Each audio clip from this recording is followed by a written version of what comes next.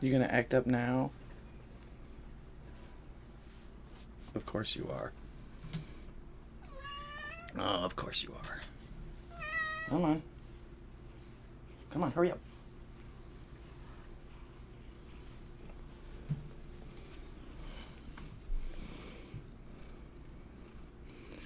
Here we go.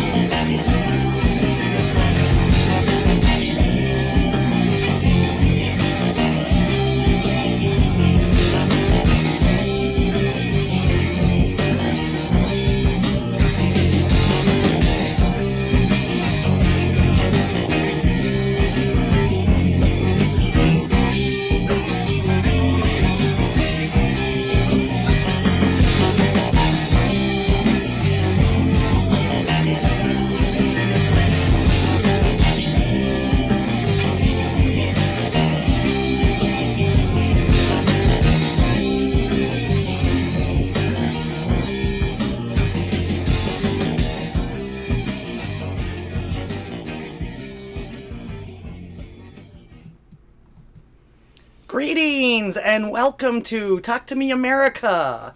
It is Thursday, 7 p.m. Central, 5 p.m. Avocado time, once again for Lord Goddess. Brought to you by Here's What I Heard. Once again, I'm Lord Goddess, your hostess. Welcome, welcome. I hope you guys are at least getting ready for the holidays. Little special guest. Right before I decided to go live, he decided, I have to be in your arms. So here we are. So if I have to do things one-armed or something like that, please forgive. Of course, you know, this is Bonkers, my trans cat, if you knew anything or if you've been following me throughout the year. Actually, he showed up on my husband's birthday about, over a year ago now, a little over a year ago now. And everybody, including our vet, thought that he was a girl until I went to have her neutered, spayed actually. I went back to the vet afterwards and they had to give me a refund because they ended up having to spay him. So I have a trans cat. He's a sweetie and we don't care what sex he is because it doesn't matter now anyway. He's been fixed. All right. Say hello. This is your call-in talk show on Thursdays. This is the place where the world wants to hear what you have to say. So in a little bit, call me and tell them like it is. Appreciate everybody being here. I appreciate everybody that comes and sees me on all of my shows. Trying to keep track of everything here. I need another monitor so I can keep track of everything. All right. Isn't he adorable? This is the way he usually wants to be. I have trouble getting anything done sometimes. He gets heavy too. But this is Bonkers. And I call him that because he is Bonkers. From day one, he has always been a nutbag. No tail. So he's clumsy too. We have to watch him. So I'm going to put him down on my lap. We weighed him yesterday. He is 12 pounds. Even without his tail. 12 pounds. All right. Well, got lots of stuff to cover, and I'm hoping you guys will call me and tell me what you think of all of this stuff that's happening. So much happens. If I miss something, please forgive me. I am one person. I do all of this on my own. Producing, writing, scripting, all of the graphics you see. I did it all. I did it my way. Of course. Who else? All right. Scary, scary. Daily Wire a couple of days ago. Speculation grows that Hillary Clinton is positioning herself to run again in 2024. Well, yeah, I guess you could say that, especially since she got on air and started blubbering. What was that about, man? I'm sorry, you lost. Actually, I'm not sorry that you lost, but you lost. Just like you used to say, what difference does it make? At least you got up there. Lots and lots and lots and lots of people don't ever even see the light of day that way. Read you a little bit about this. Of course, Ben Shapiro doesn't think that she should even be around anymore. Joseph Curl, one of his writers, seems to agree.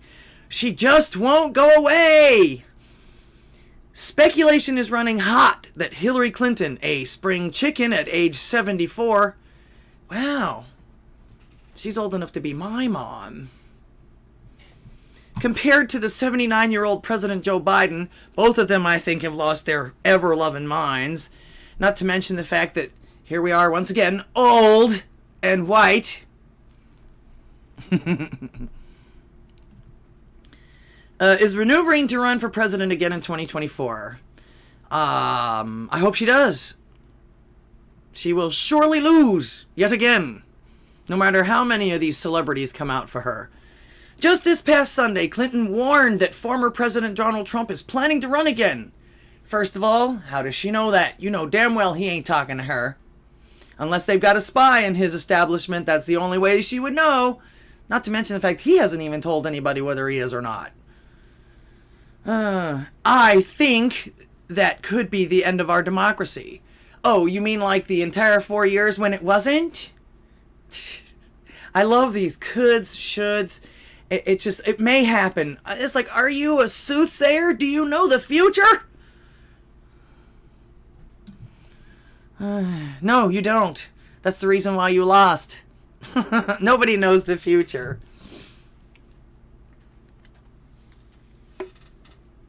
Clinton's continued presence on the stage. Liberal networks continue to put her in the air nearly every weekend. Yeah, they're testing the waters. That's what they call dipping the toe. They want to see how much approval she gets. Of course, they're never going to know. Well, they'll know, but nobody else will know, especially if they put her on YouTube now, because didn't they get rid of the downvotes? I would venture to say that it's not going to be a good fishing lure either way. So she's trying to warn. She says, oh, I tried to warn you guys back in 2016, and now look at everything. Well, I don't see him in office right now. Do you? Are you... some people, I swear, some people seem to need a time machine or something to catch up with everything. I tried to warn people. Well, you failed. Not to mention the fact that your warnings fell on deaf ears because you were being under investigation and all of that stuff yourself. You had no room to talk about anybody or anything. Not to mention the fact that I can't imagine any candidate going to their constituents and telling them, I'm going to shut down your businesses. Sorry, starve. So with Joe Biden, they just did it afterwards. He promised a whole bunch of stuff and now he's saying, sorry. Okay, enough of her. I can't take her anymore. I hope that she does get beaten again. Let's see. This couldn't have happened to a nicer guy. New York's ethics regulator is making Andrew Cuomo return the proceeds from his American Crisis book. They found out that he used government money and government officials to write this book. So now he has to send them all back. I wonder if they're actually going to enforce this. But this is also another example, in my opinion, of how the government can just do any fucking thing it wants to anybody. This guy was one of their darlings. Now look at him. New York's ethics and lobbying regulator is reportedly making former Governor Andrew Cuomo return the proceeds from his book, American Crisis. I think it was to the tune of $5.1 million. So now this guy's out of job. He's out his book deal. I don't know. I don't know how many women stay with a man that actually A, loses that much power and has cheated on them. So there'll probably be some family problems. there could be. I'm not reading the future. I'm just going by things I've seen in the past, especially with powerful men and women. It's like a damn soap opera most of the time. You can almost always guarantee that they're going to betray each other. They're going to get together with each other and do naughty things that they shouldn't be doing with each other. They're going to get busted. And then they're going to do the whole circle all over again with the next bunch of people. And sometimes even with the same people. How many people have came back to life on those damn soap operas after being gone for years and years and years? Oh, I forgot who I was and I had plastic surgery. You're my husband? You know, what can I say? And then, of course, by that time, the husband is married to somebody else who's actually even prettier and nicer. But he ends up with the asshole after all anyways. And the nice people usually end up getting trampled on somehow or another. Broke on the streets. Who do we have with us tonight? Let's see. Oh, Helicopter Sean, hello, how are you? 451 actual, getting ready to get on the road. I've listened mobile. Just be careful, no texting and driving, and don't let me distract you too much. Drive safely, get wherever it is you're going. If you're driving your bike or whatever, which you're probably not, but either way, keep the rubber on the road, dude. Let's see, I would have been on sooner, but I was on the phone. Oh, Wage. He's always dependable. Love you, buddy. All right, Pastor Chatelet. Good evening. Thank you for coming. I really, really appreciate you guys all being here. Keep the chat going. I guess, I don't know if it's the same on here as it is on YouTube, but the more chats, the more attention, I guess? I don't know. So anyway, let's see. Do we have anybody on YouTube? Let's see. Somebody's got a frowny face. Not me. I'm very happy. It wasn't my kitty, was it? He was just sleeping. He was just sleeping. So anyway, yes, couldn't have happened to a nicer guy. Can you imagine having to pay $5 million to the government just for... Well, like I say, when my grandmother used to always tell me that cheaters never prosper. They do up until a point, but boy, oh boy. And of course, what's the old saying from the Bugs Bunny cartoons? The bigger they are, the harder they fall. So, let's hope he learned his lesson. He'll probably show up on one of the mainstream media networks soon. Be sure you're going to probably see Cuomo, both of those Cuomos. They'll probably put their own show together, just like they let Tubin come back. What's next? Hey, by the way, does anybody know what happened to Drinking with Bob?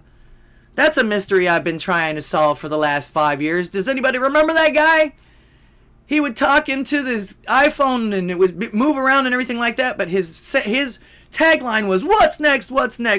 And his face would be red like he was getting ready to pop or have a heart attack.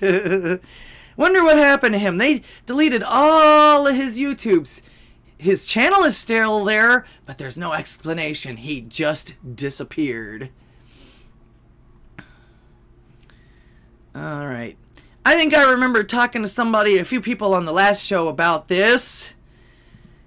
This is one of the reasons why I disagree with trans men, trans women competing with real women, or bio-woms, if you will. Let's see. And the mandates on Twitter says, big thanks to Leah Thomas, or whatever that person's name is now, for saving women's sports by showing just how preposterous it is for a strapping, athletic, young biological man to compete with biological women. Margin of victory, 40 seconds. That's a lifetime when it comes to a race. Let's just watch this. Can you see it? Let's see. I'm going to make it big for you. Leah Thomas, born Will Thomas, and the lefties have just gone a little too far with this one. Will Thomas is 6'3" strapping young man, coursing with testosterone, and here he is. in a girls' swimsuit, competing with the girls. He's going to be in lane And, 4. Here he comes. Here he comes in lane 4. We can see him right here. Right? He's moving twice as fast as anybody else. And here's the final lap. And Will is done. And then one of these girls must be second, right? No. No. They have Dude had time to smoke a cigarette by the time the second place person came. Yeah, she's got more swim. Maybe these girls could be in second. No, we don't even see second yet. And there's Will just sitting there waiting. Hasn't exited the pool. Oh, finally, hey, I think this might be it. This could be a second place finisher. Yeah, serve him a drink, why don't you? Now let's listen to the crowd. The crowd knows the real winner. There you go. Well, at least the crowd had some sense about that, but that's ridiculous. Once again, I love you as a person. All right, and I know you're going through it just like everybody else is, but I absolutely refuse to compete against you, and you will never speak for women as far as I'm concerned. Never.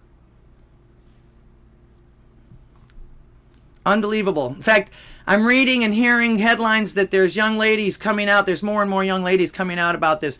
That's insane. That's insane.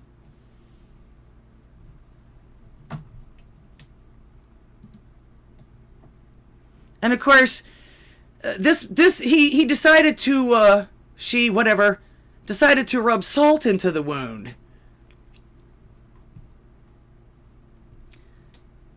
So easy, I was cruising, teammate says Penn's trans swimmer boasted after destroying the competition. So yeah, it was so easy. No competition. Why even bother competing if it's so easy? That's the whole point of competing. You work for it. It's hard. You're going against the other people. The other people don't have any chance. I'm surprised anybody even got in the water with you. If I was there, not to mention, shame on you. What kind of... Wage war. Elvis even. Dude won by yeah, he did. He won by 2 laps, almost 3. If you saw how long it took for that guy to come back there. That's terrible. That's terrible. I'm glad I don't have to go through all of that. Kudos to the women that are... No, actually, no. If you're putting up with this, I'm sorry. You shouldn't. You're paying all kinds of money. You're working your asses off for having some man to have more privileges than you at this point after we fought for our own sports and all that stuff. Now, I know that there's some guys out there who say, well, women shouldn't be doing this to begin with. But why not? Why not let them? Why do you have to take over everything that we do? Now you're even trying to have babies, too. Good luck.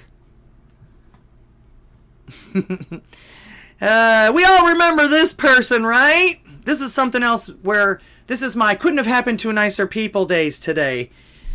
We all remember this, right? Again? What is so delicious about that? Our wonderful friend. Well, guess what? The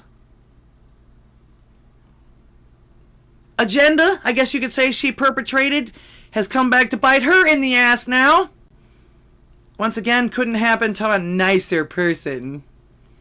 Sarah Silverman dragged as a racist for correcting Joy Reid. She had to come out. She's like, I can't believe I had to say this, but I didn't criticize her because she was black. I criticized her because she wasn't living up to her actual potential. Which, did it finally ring a bell? Of course, the first thing she did was, I surrender, stop, I didn't mean it. But yes, she did. And again, it didn't have anything to do with the fact that she was black. Nobody really cares except for the fact that she's a racist black. How dare you correct a black woman? Well, if she's wrong and she's giving out bad information and that's her job, doesn't really matter what color she is. I don't care if she's green. They're always screaming about misinformation. Well, I hear it coming out of their mouths more than I hear it coming out of the people that they're complaining about. And speaking of her, now I didn't have a chance to get anything on this, but Elon Musk, was having a spat, I guess you would say, over Twitter. He basically was just pawning her. There was no spat. He was just pawning her. Calls Senator Karen a spat in over Texas. And of course, Joyless Reed comes right in and says Elon Musk is so terrible because he's a white man appropriating a black idiom, which Karen. Really? They're going to claim that now. But basically, Elon Musk came back and I forget what he said now. I'll have to remember here. But he said also, too, now, I guess Elon's about my age because this reminds me of the same exact thing. He says, she reminded him of an angry mom of his friend that would just go out and scream at people for no reason. I've had friends that I've known moms like that. Oh, let's see. Shout out, Kekistan Special Forces, how you doing? Thanks for being here. Shout out from the land of fake NAACP leader Rachel Dolezal. Oh, yeah. I was watching that. That video's popped up every once in a while across my feed here lately too, when they busted her, showed her a picture of her father, and then she all of a sudden went stupid. I don't understand the question. I don't understand what you're telling me. It's like, are you black? Can't get more simple than that. Is that your father? Yes. So does that mean that you're not black? Oh, it's like, am I seeing brain dripping out of the side of her face here? It's like, come on, it's a simple question, but of course they don't want to answer it. Nobody wants to own anything anymore. Not even, if she was that confident in it, why she just didn't say, yeah, I'm black. What's it to you? But she panicked. She got stupid all of a sudden. It was weird. Wage War says, I'm going to turn him into an alcoholic. Oh, wait, I already did that. Never mind. Yeah, I'm sorry. I refuse to take responsibility for anyone else's actions. I'm barely capable of handling my own. Thank you very much. Just don't drink and drive, all right? All right. It's all right. So yeah, Elon Musk pretty much told her to get fucked too. Man's based. Man is based. But he's actually someone that you should listen to. He's an immigrant that came over here, and I'm not real sure how he did it, other than but his innovations and everything like that, came over here to be a billionaire. He knows what it's like, and he knows also too, and he's also said he would never be able to do the things and be as rich as he is anywhere else on the planet. So, I don't care what the rest of them say. To me, he's the model of success. He can do anything he wants to do now. He can have anybody he wants to have now. Pretty much. He doesn't have to lift a finger to work or anything like that anymore, as far as that goes. And from what I can tell, he's not exploiting anyone. He pays his people well. He understands. He seems to understand the fact that happy workers make good products.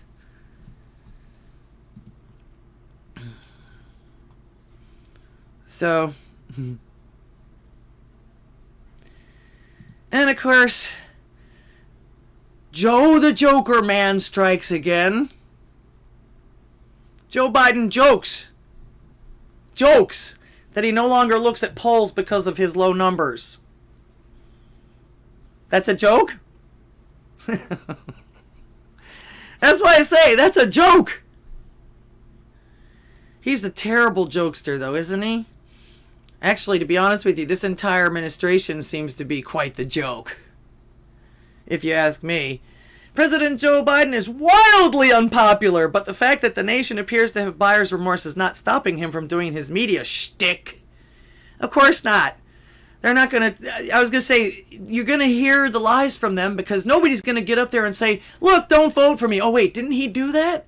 And you still voted for him. Maybe the reverse psychology works. Nah. You guys know. And of course, his appearance on the Tonight Show, another joke. I've heard a few things about it, but I actually don't listen to these or watch these people that much. They don't deserve that much of attention from me. I think that's what the problem is, and I know that that's the rule. Remember, that's the rule of show business. No publicity is bad publicity, and no publicity is bad publicity. So if you have one and not the other, you're doing good. So, yeah, he joked around, I'm not paying attention. He probably doesn't know what his poll numbers are. They're probably telling him, oh, you're doing so fantastic, because that's what they're telling the rest of the planet. That's all I ever see on the news anymore. Oh, everything's great. Didn't we have an economist get on there and say, oh, this is the best economy I've ever seen in my life?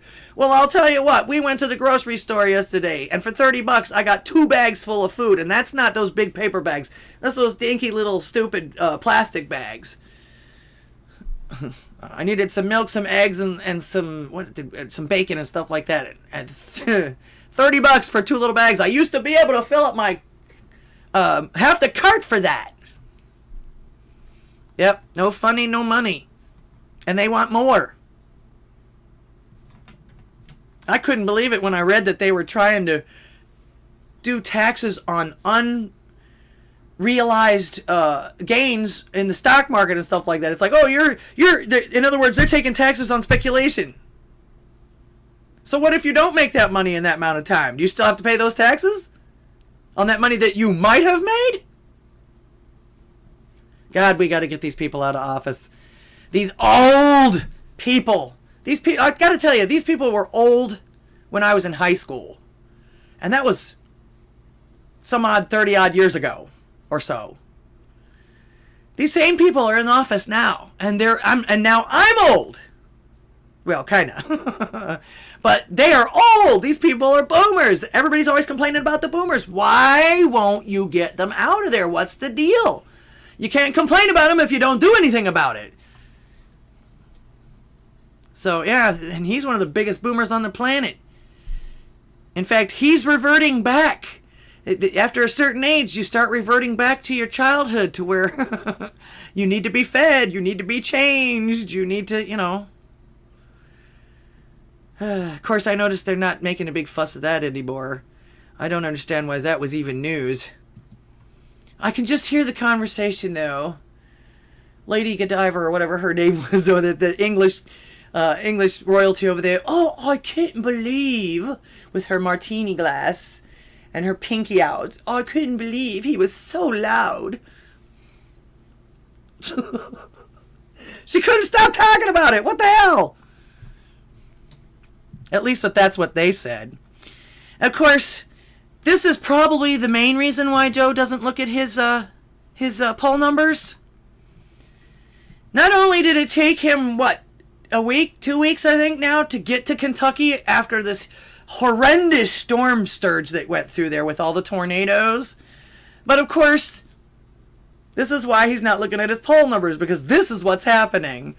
Biden met with Let's Go Brandon jeers in Kentucky. Now, they're only reporting on an extremely minuscule little piece of it. Somebody met him with a Trump flag, and 2 people said, "Let's go Brandon."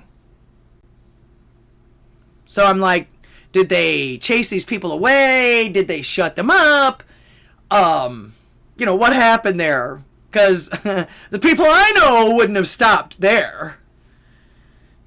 So evidently there was only a couple of people that actually even showed up and thought it was worth their time to even say it once. Which is fine. That's fine. And you know it killed him. Alright. The Rothschilds. Am I talking about the Rothschilds? Is he related to the Rothschilds? Alright. Of course, this is one of my heroes. I'm sure a lot of people have heard about this already. I think Salty covered it for a few seconds.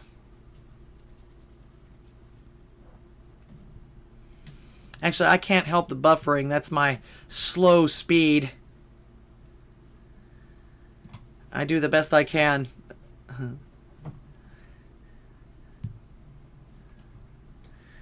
All right, there it is. There's one of my heroes. Let's Go Brandon store opens in Massachusetts. In Massachusetts, of all places. That's not his hometown, but it's close to it. And Massachusetts has always been blue as far as I've always known. North Attleboro, Mass. Let's Go Brandon store is opened in Massachusetts. The new store sells merchandise like hats, shirts, stickers, and signs. The phrase Let's Go Brandon started at an October 2nd NASCAR race at the Talladega Speedway in Alabama.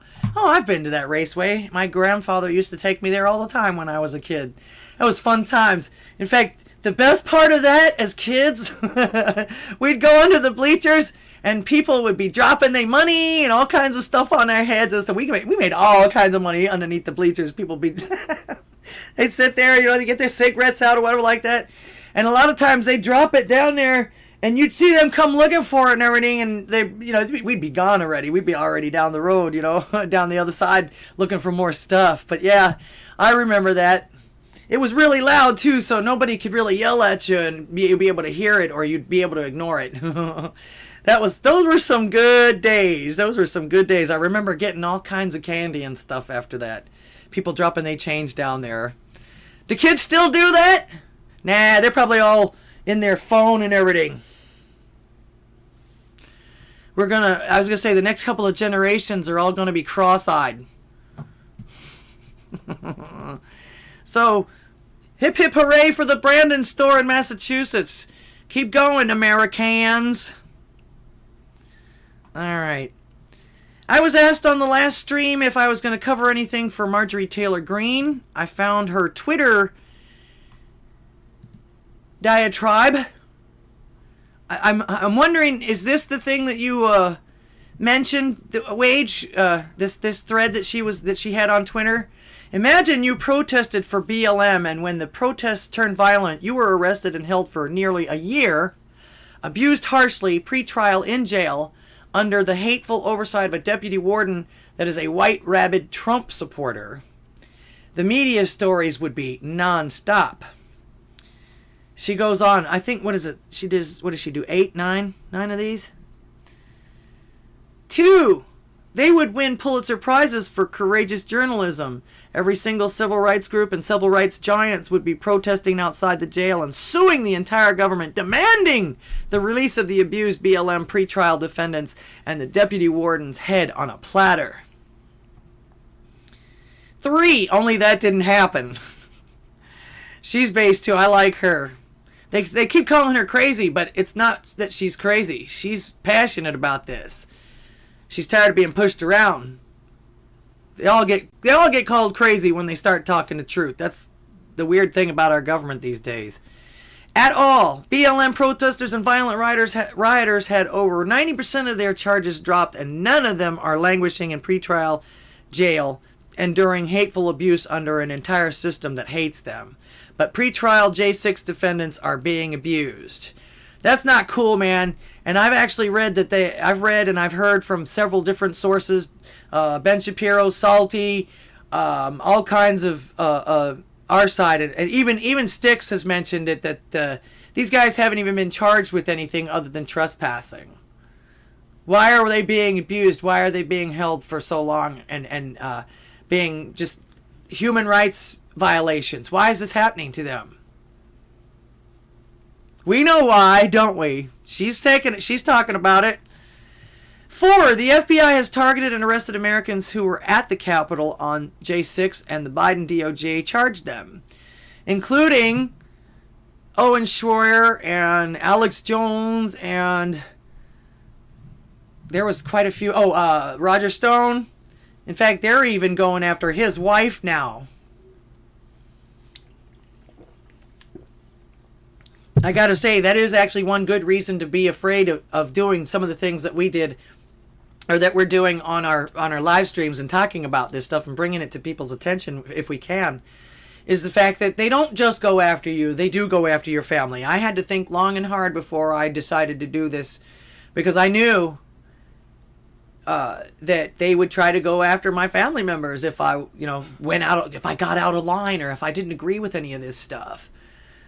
This is not going to make me change my mind, though, and a lot of my family members feel the exact same way, so go for it. The FBI has... Okay, I've been there. Southern Poverty Law Center. Only BLM riots, though, are okay.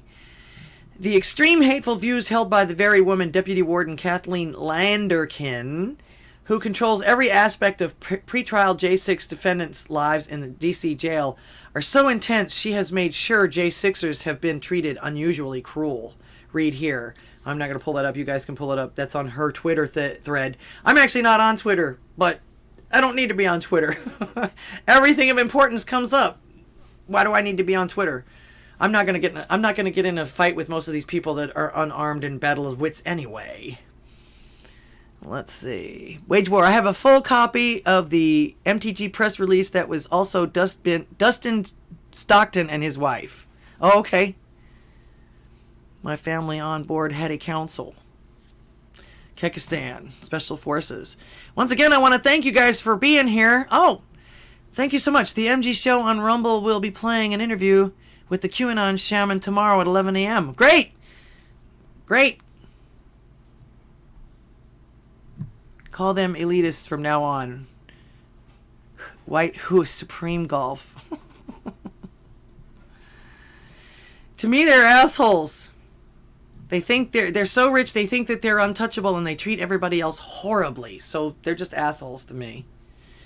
Anyway, the extreme hateful views. Yes, Deputy Warden Kathleen Landerkin. Another female in power where they are always screaming and yelling there aren't enough. I wonder, does she get paid less than a guy that would do that same job? Probably not. Not only did Deputy Warden Landerkin lock me and a few of my colleagues out of the jail, calling us trespassers, hiding the abuse and conditions J6 defendants were in, she bragged about it and tweeted her extreme views on how her now deleted Twitter page for the world to see. Of course, the internet is forever. Everybody seems to be watching, which is not a bad thing, especially in cases like this. I'm glad MTG is fighting for these people. I wish I knew how to do more. The only thing I think I can do is just talk to you guys. Get this out there. Excuse me. You just never know who's going to be listening. That was one of the things I was always told when I played music. No matter if we were playing at one of the big top casinos or where we were playing at a dive bar. You never know who's going to be in the audience. And I've actually met quite a few big-time musicians that way. They love to slum for some dumb reason. Anyway, Deputy Warden Kathleen clearly has a particular disdain for me. Of course, you're fighting her, and you're calling out her tyranny. You're calling out her bullshit. Nobody likes that, especially when they know that they could lose their jobs or anything over it.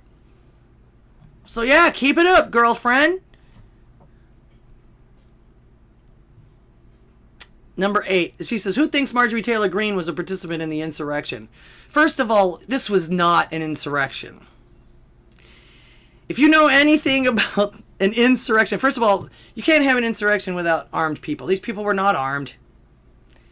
Not to mention the fact the only person that actually died was the person that was supposedly participating in this insurrection.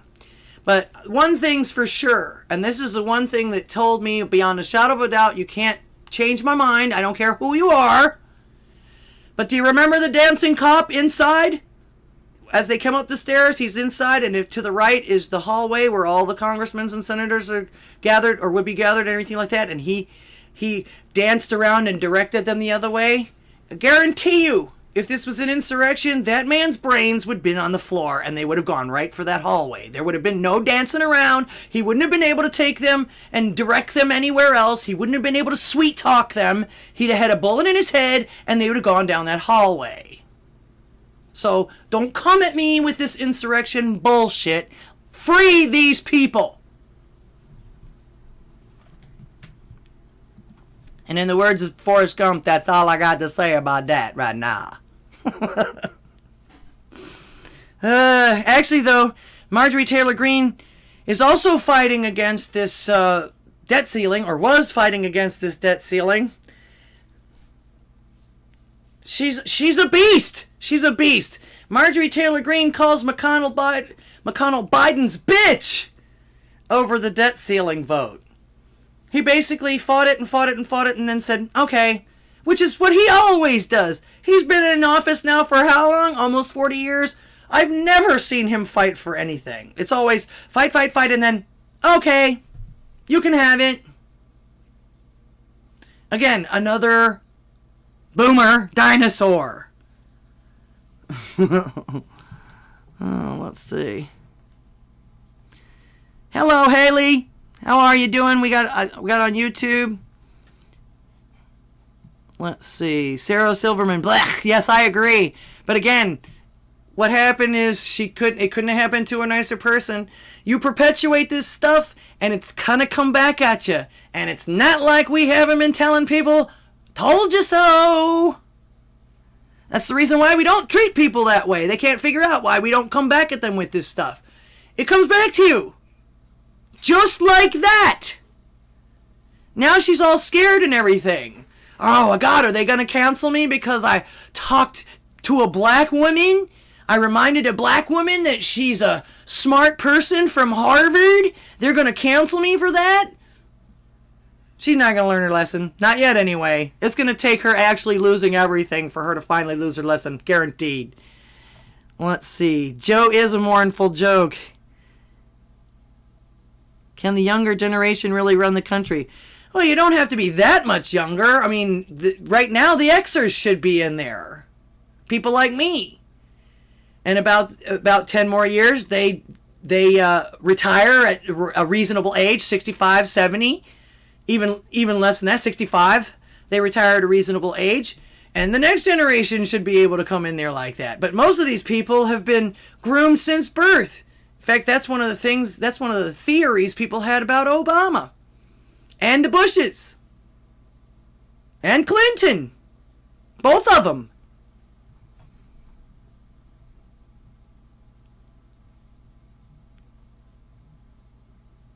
Yes, that's true, Haley.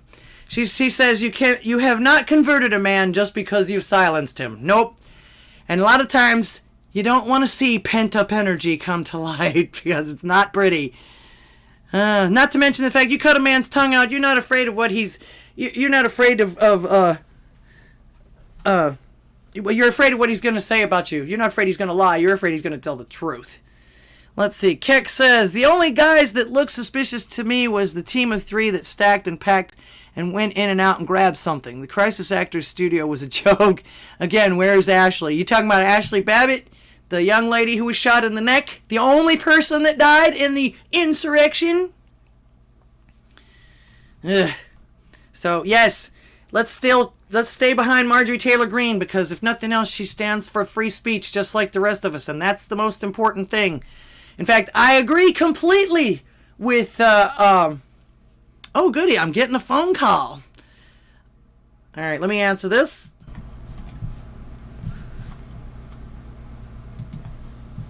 Okay. 718. Can you hear me? Hi. Hi. Yeah, I can hear you. Yeah. Hi, it's Hallie. Oh, Hallie, how are I'm at you? work, so oh, fine. Wait a minute. Here.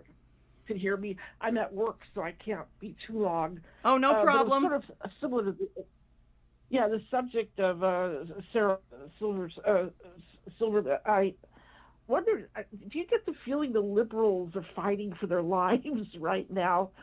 I just wondered because, I mean, she got really humiliated at that Santa Inc., that Christmas thing that, I should say I'm Jewish, by the way, and I found that offensive, what she did. She and Seth Rogen. And then they were like trying desperately to defend themselves. I don't know. You know, I don't know. Or that new West Side Story that came out. That's kind of, it didn't do too well at the box office, so maybe it'll pick up later. I doubt it. That was also another woke film. I doubt it. Sorry? You know why? Because right before that film, like a day or two before that film came out, I saw a headline where he said that he was only doing Spanish subtitles or something like that. In other words, he was leaving out a complete demographic. And I thought, well, say goodbye. And I was right, and so were the rest of us. Yeah. You know, nobody likes to be left out of that stuff. Hello, I'm there. Can you hear me? Yeah. Hello? I'm Oh, here. okay. Yeah, I'm sorry. What were you saying? Oh, I said nobody likes to be left out of that stuff. No one likes to be left out. I'm sorry. That's it. Oh, yeah. It's just you talk about these older people. I don't know. They're clueless or something. I'm just wondering. I think I spoke with you last week and asked, like, or even mentioned in the chat. I mentioned with the future of competitive sports, if they're insisting on having these transgender types. But I'm even wondering all these institutions, if they seem to be crumbling like cookies, because they're trying to please everyone. But I get the feeling that they're, I don't know, they're maybe, the liberals, the entertainment industry, and these others are sort of grasping at straws right now. I mean, I don't know. They must have deep pockets or something where they can just spend money like drunken sailors. But I don't know what your opinion is about the future of these institutions. I don't really know. They're obviously still trying to stay relevant. Otherwise, the things that they come up with and things like that wouldn't be so darn wild. Everybody's trying to get attention. Everybody's trying to be famous nowadays. Even me. Exactly. But it's just the way that they go about it. A lot of times, it's very immoral. Yeah. I mean, you say insane things. These people, it's just, I don't know. It's either silly and weird at best, or kind of perverse. I don't know if they have an audience. I mean, I guess maybe I don't know. I keep looking at this and wondering, is it me? Maybe I'm in a bubble. I just can't imagine anyone being really attracted to I mean, but I don't have kids. But I do work at a college where the young people, but I don't know how connected they are to any of this stuff. So you post. Well, a majority of them seem to be watching. Yeah, the majority of them seem to be, especially the younger kids, seem to be watching the TikTok videos, and a lot of the celebrities. Like I say, one of the idols was a person that sang about her genitalia on the Super Bowl. I mean, yeah, that's horrible. Well, my physical therapist was telling me her teenage daughter, it got really is posting things, really shocking things on TikTok. I think it's just. It sucks you in, or so. It really preys on these young minds. I try to remember. I was young once, but I never just saw that. I think the problem, at least when I was young, there were still adults around. I don't know. Maybe it's just sort of they've lost their moral compass, or I think they're very confused, or they just. So they're turning to this. I guess it's a drug. I mean, I'm glad that maybe your show would, grateful voices like yours. Oh well, thank you. I've heard, I've heard that Jewish people, just like Christians, basically believe in a higher power. Am I right? Exactly. Yeah. I'm Orthodox. I'm very bothered by some of the I think that's one of the things that's been taken away from most kids these days. They don't. Their higher power is not the power that they're supposed to be. They're looking up to these man-made idols when they should be at least meditating something. Something I know. Maybe it's, I don't know, to say return to the Bible or return to the classics or something that would really instill a belief in something higher themselves, and not just a belief in higher themselves, but a humility. Mm-hmm. They're not, they're coming across like a lot of,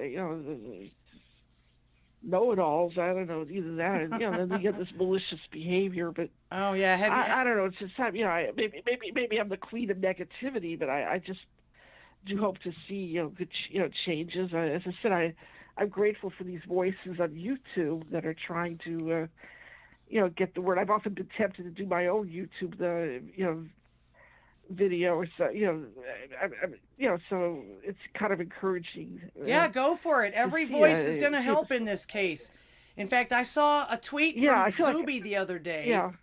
I saw a tweet from Zuby the other day that basically said that he gets a lot of people that tells him how much they appreciate what he does, but they would like to do it themselves, but they're too scared because they got the career or they got this or the other. And he says that he thinks that people appreciate them calling him and saying that. He says, no, actually, the cowards, this mass cowardice is the problem. So he says, if you appreciate me, but you're not doing the same things, you're not with me. Yeah.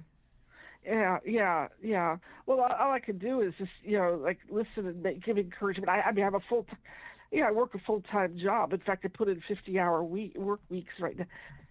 So it's hard for me to make time for this kind of thing that you do. Yeah, you're one of the lucky ones. Also, I'm not, can't say really text. Yeah. So okay, bye-bye. All I can do is, give encouragement. And just, whenever possible, I'll yell out, "The emperor has no clothes." Because I think that's what great. people just have to do, to say, "You guys are just."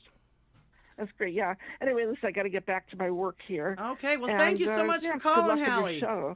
Thank you so much. Actually, that's one of the reasons why I'm doing the call-in talk show, because I know that people like you don't have that kind of time, but a few-minute phone call can sometimes do wonders. Yeah. It does.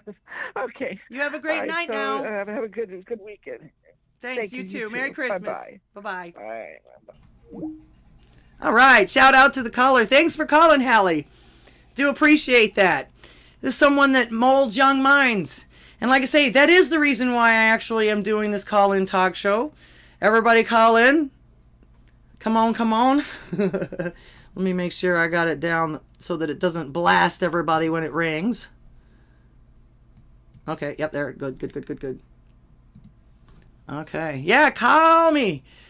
The world wants to know what you have to say, so call me and tell them like it is. Like I say, there is actually a higher power. I'm not necessarily a religious person per se, but I do believe there is a higher power. If you actually delve into yourself a lot of times, you're going to let yourself down a lot of times. So there's got to be something more once in a while, Let's see. Wade says, some people have spotty history, but it's a video that tells so much. She's gone. Get a medic. We need help. She's dead. Back and forth, and no one doing what a first responder would do. Some of the worst glowy work in the Federal Bureau of Idiocy has ever done outside of JFK. Agreed. Yeah, that young lady should never have died. And you know what really pissed me off about that too was that they made the cop that killed her a hero. He even went as far as getting on some newscast or whatever. They gave him an interview and literally claimed to have saved people's lives. You know what I call that? I call that double speak that justifies double standards. That man is no more a hero or a lifesaver than I am. And I adopt kitties. See, here's Bonkers again. He's still in my lap. You probably heard it at the beginning of the show. He started acting up the minute I wanted to click start. Once again, you are on the Talk to Me America channel. I'm Laura Goddess, your hostess. If you're new here, I do this live feed on Thursdays, 7 p.m. Central, 5 o'clock avocado time. Does anybody remember when Salty brought up us having some kind of a really cool concert of our own, or some kind of thing where we raise money for our candidates or our locals or whatever? I forget exactly what it was. It was a couple of months ago, but I thought that was a raging cool idea. It is something that we should probably try and get together and do. I know that a lot of us are introverts, but I'm not actually. Another reason I'm doing this too is because we've been quarantined and alone for so long. I miss the human tete-a-tete I used to get doing in real life things. And actually, I have good news. I actually do have a New Year's Eve show to do. All right, another phone call coming in. I thought that was down though. Oh well. All right, 254.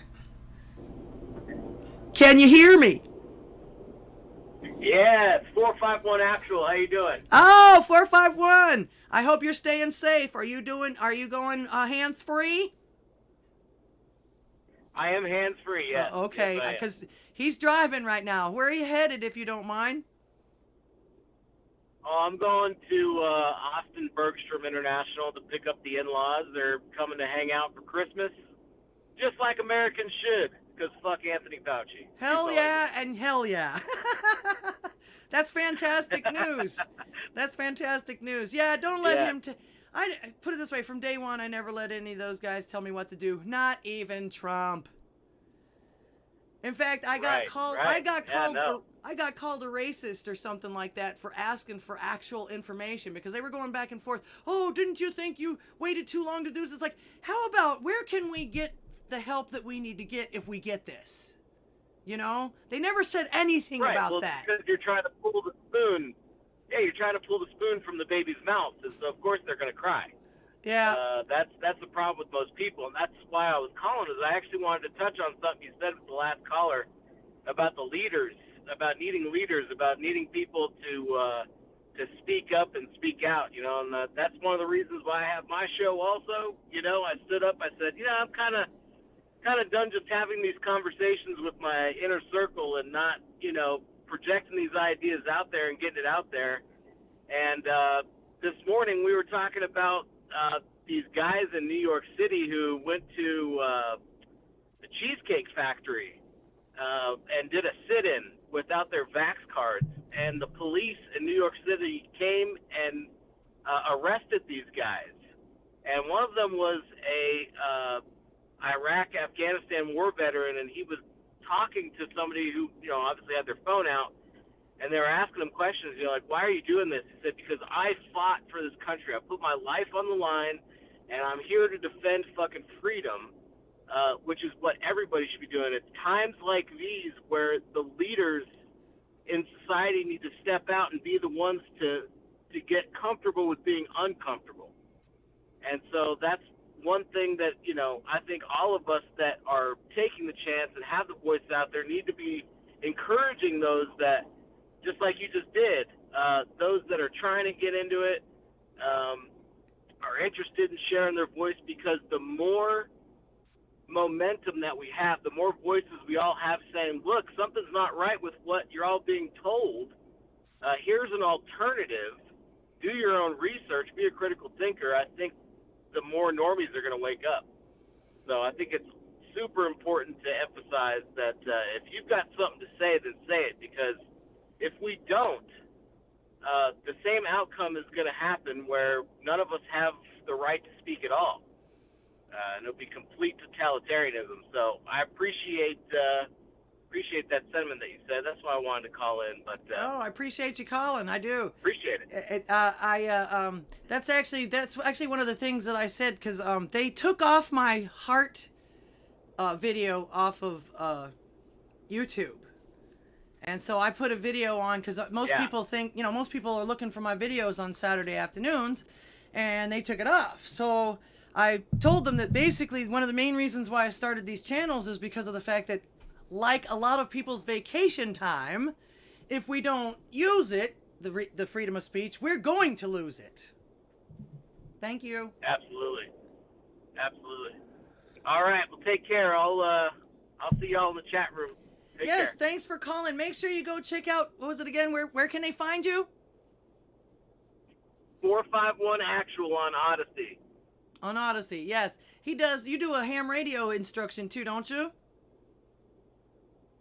Yes, Saturdays at 10 a.m. A whole bunch of us berserkers are getting together and learning about ham radio. Right now we're doing the technician course, and then we're going to be doing the general operators course. So if you were interested in getting in ham radio, super important, because if they shut off the internet, we need to be able to communicate. So it's all about threat mitigation.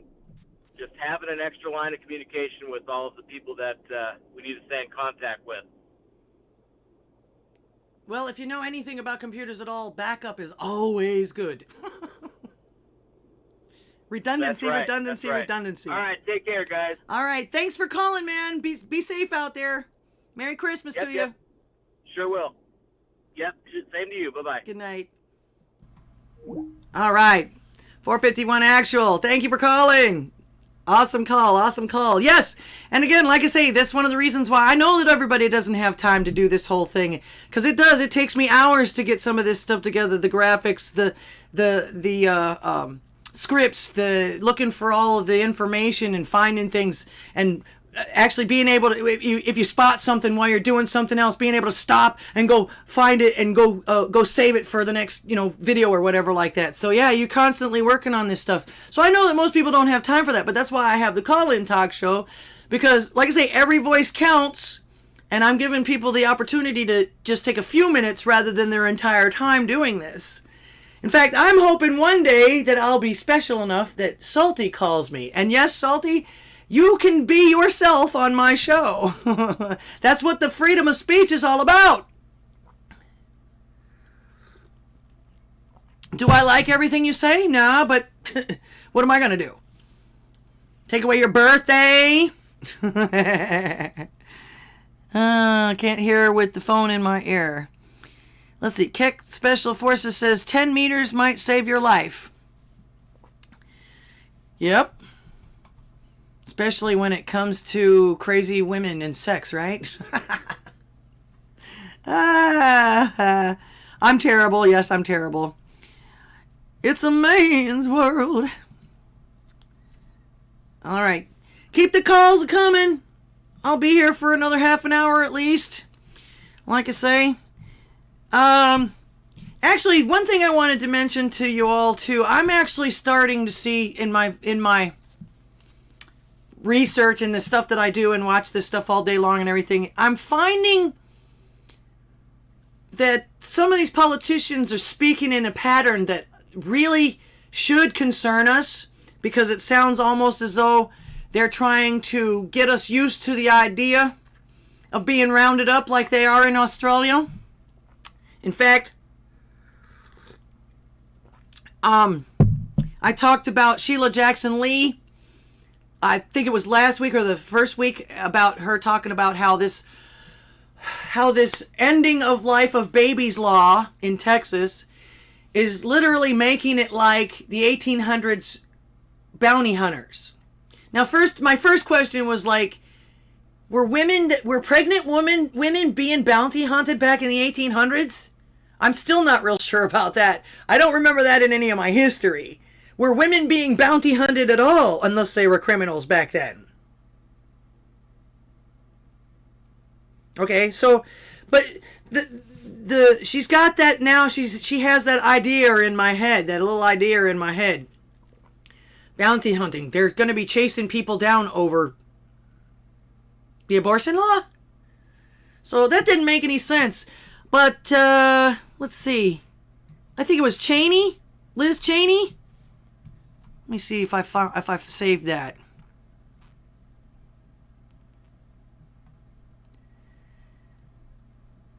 Anyway, I think it was Liz Cheney that started saying something to the... here we go. It was former politician. Of course, this is probably why she's a former politician. But I'm starting to see a little bit of a trend here with these guys talking about vigilantism and bounty hunters and, general gathering people up. Let's see what she has to say here. Former politician. Oh, okay, this is Claire. Don't remember her last name. But she just got beat. Actually, she was up for re-election, and she just got beat by a Republican. But here's what she has to say. Is going to catch on. I'll tell you what's going to happen next, Nicole. These red states are going to do vigilantism laws on immigration, and they're going to empower citizens to go out and round up people they think look like foreigners. And that's what we're coming to in this country. Now, again, is she predicting the future? Can she predict the future? Oh, got another phone call. Wage! What up? Everybody, this is Wage War on Odysee. That's WAGE_WARR. He does. You do a live show. There you go. What? Right before Salty or something? No. I had to mute one thing to get back to you in real time. Okay. I got like 5 things going on right now. My bad. So great show going on so far. What are we talking about right now? I'm kind of behind. I was on the phone. Oh, no problem. I'm actually talking about this trend that I'm starting to see with some of these politicians talking about bounty hunting and vigilantism. In fact, Claire McCaskill, just played Claire McCaskill talking about that the red states are going to do vigilantism laws about immigration, where they're going to empower citizens to go out and round up people that look like foreigners. She says that's what we're coming to in America. First of all, is she again telling the future for who? Usually when they talk about this kind of stuff, I'll tell you right now what's going to happen. We're going to succeed. We're going to build a wall. And we're going to lock the dumbass Democrats and the illegal immigrants the fuck out. Mm-hmm. Yep. Well, like I say, she just lost her race to a Republican not too long ago. And I was going to say, this is the kind of reason why she is a former politician now. This federalizing the election is going to be the last straw. Well, I was hoping it was more lockdowns and stuff like that. They're looking at it and they're pushing real hard for these mandates still. Yeah, only because England just passed, I believe it was last night, that they're going to go ahead and force the mandates. They're going to force the jab. They're going to force the masks. They're going to force the paper identification. And I've got people over there that are scared to death that it's going to end up being another slave war. They've been through 2 already without having the Second Amendment to back them up, and won. Well, that's good because... Don't piss off somebody from Britain who's got a pitchfork. Yeah. Well, I was going to say that's good because they allowed him to take their guns away from him. That's why this is happening in Australia. And again, we told them so. Now they're telling us, hey, this is what's happening. Don't do it here. And I think that's one of the only things that's kept everything fairly quiet here, despite everything else. Nah, it's actually going to boil down to, I can see where this is headed already. We have tried time and time again to do things the right way, do things the legal way, but once they tried to force a federal election, that's going to draw the final line. That's going to be it. States are going to succeed. Walls are going to go up. People are not going to be allowed to travel. Period. Yeah. Well, like I say, she's also, again, she's predicting the future and she's speaking for us. This is the thing that bothers me about that side. They never tell us what they're going to be doing, but actually they are, because they point the finger at us and they're actually the ones doing this shit. Exactly. When you look at projection. Yeah, when you look at it, they're the ones that are actually doing this stuff and making it okay, but then turning around and saying, oh, but you can't do it. Have you ever watched the one video of Am I the Only One, where he stands up and he goes through everything that the Democrats have done before he starts singing it? I think I have.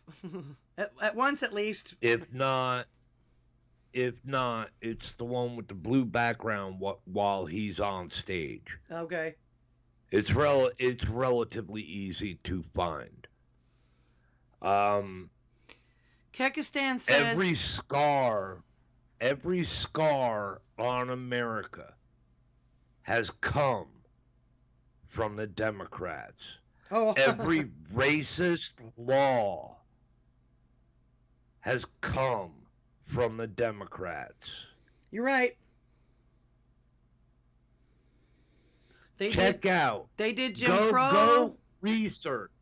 Go research. Oh yeah. Where did the KKK come from? Yep, they The did. Democrats. They did Jim Crow. In fact, the only thing that the KKK has pretty much done is change the color of their robes at this point. Yeah, to Black Lives Matter. Right. Well, as I say, their uniforms went from white to black. I'm talking about Antifa. Do you have a beep me out? A what? A beep me out? A beep me? No. I'm 'Cause not I real know sure you're what on that is, so YouTube. probably not. You mean It's something to censor. If I say something YouTube ain't gonna like. Oh, I'm not even fucking worried about YouTube anymore. Fuck them. If I stay on, I stay on. If not, I've got these 3 other places to go, and I'll find others. YouTube. Do you have any idea how long that presser from Marjorie Taylor Greene lasted on YouTube before they took it down on my channel? What? Like an hour? 17 minutes. 17 minutes. Yeah. Yeah, my heart one didn't last for very long either. So, but that's basically what I said, and that's why I said I started this to get people to call in. We need more voices. Yeah, but you need to wear that one with the crown.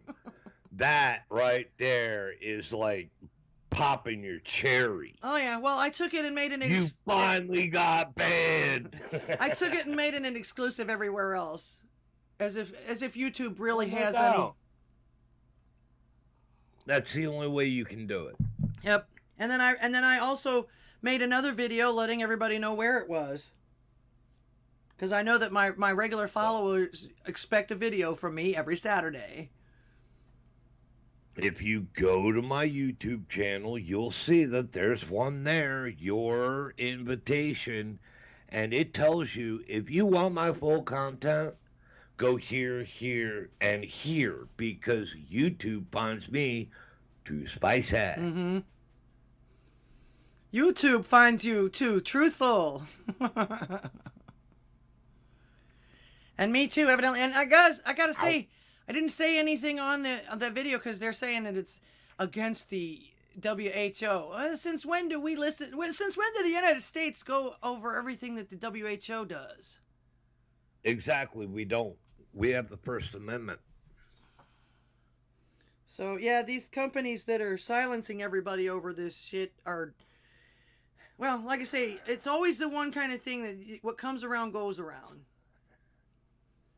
But it's all good. These because people aren't going to YouTube be when shit hits the fan. These people aren't going to be any more protected than the rest of us. They think they are, but that's. And YouTube has its purpose. Yeah. Okay. They have no concept of news, propaganda, politics at all. But they've got great content on there for culture, the music. Okay? I'm going to use YouTube to its fullest advantage. Oh yeah, I'm going to keep my channel. I'm going to keep my channel as live as possible on YouTube so that I can continue to screw them over and play their videos on my channel. Yeah, well, like I say, just like Salty, I'll use you guys to bring you guys to the other channels. Because exactly. YouTube, put it this way, nobody's going to be safe. In fact, aren't they even censoring comments and stuff now? Yes, they are. So yeah, you can't even be safe in the comments if you're a spectator.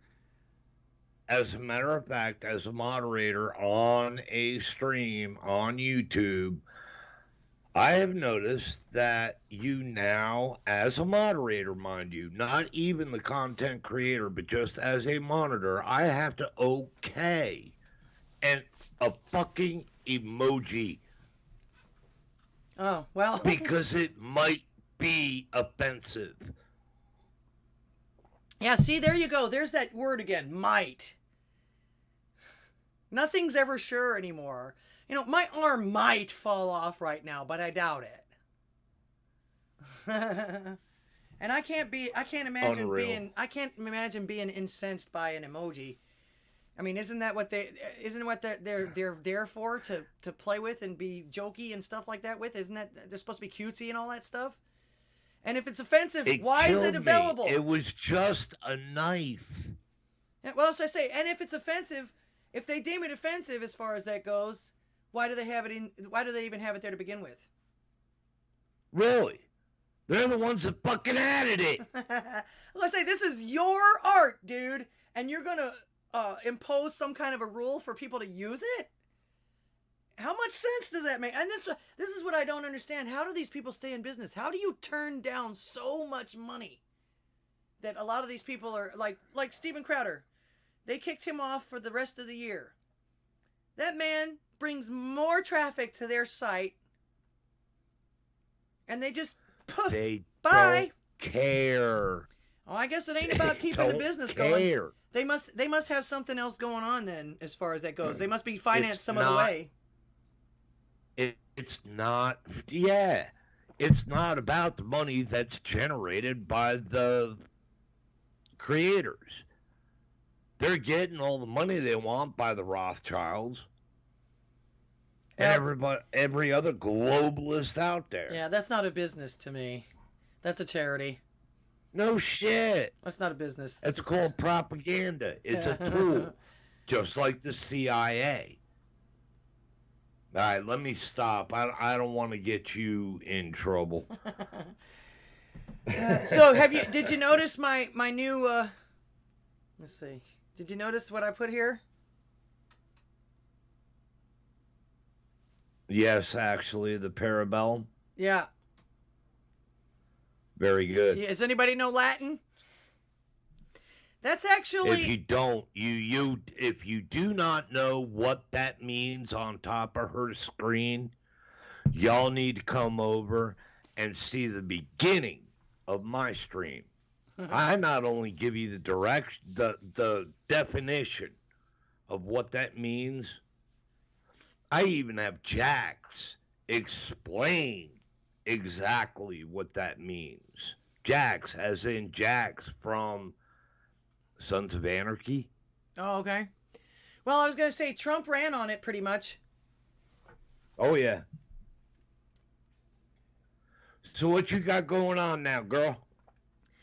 Just the live feed today. Of course, I've got, like I say, I'm actually quite busy. This holiday season has turned out to be quite busy. I'm working on a couple of IRL things, Christmas pageant for my brother, and I've got a New Year's Eve band show for the two of us. So yeah, we're busy. We're busy doing this. We're busy doing videos. I'm busy producing my dad's Christmas show, and we're rehearsing for our live show on New Year's Eve. So woohoo!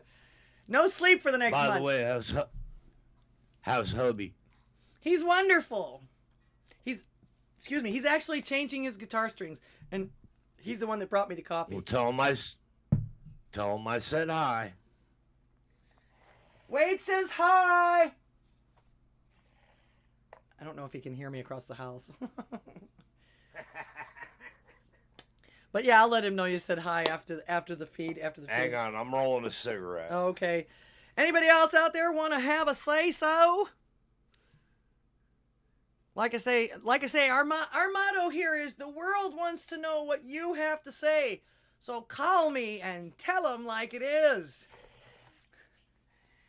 In case you're new here. And go ahead.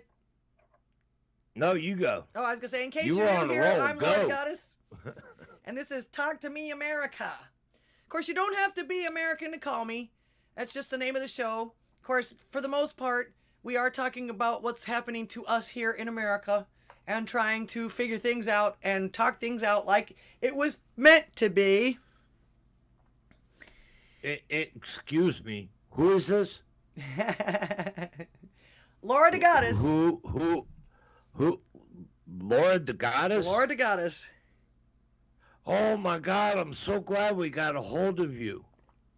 We've been trying to reach you. Oh, yeah?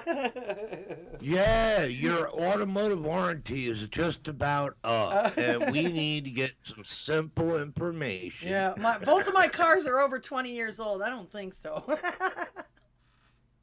Nah, I fuck them up every time. I say, which one? The Lamborghini, the Bugatti, or the Maserati? I actually do this like, when I get what? I actually play this when I get a phone call now. Hello. Thank you for calling the CIA. You've reached our scam and fraud division. All of our agents are currently assisting other callers. To further assist you, please hold while we download your incoming and outgoing call logs to be analyzed against our database of known scam and fraud operations. An agent will be with you shortly. Yeah, whenever I get a robocall or a call that I don't recognize, that's what I do. They hang up almost immediately. Cool. Oh, yeah. That man's got a good voice, too. Look, I'm going to have to head out. Somebody else going to call in or what? I hope so. Oh, hey, just for your for everybody's information, Saturday, I have a choice of movies I'm going to be playing. It's debatable because I still got a lot of work to do on one of them before I can air it, but we're looking at either Blazing Saddles, which I know is going to piss some people off. Who? Or not any of our friends. Green Mile. The other one? What was the other one? Green Mile. Oh, okay. Green Mile. Green Mile. I'd rather see Blazing Saddles.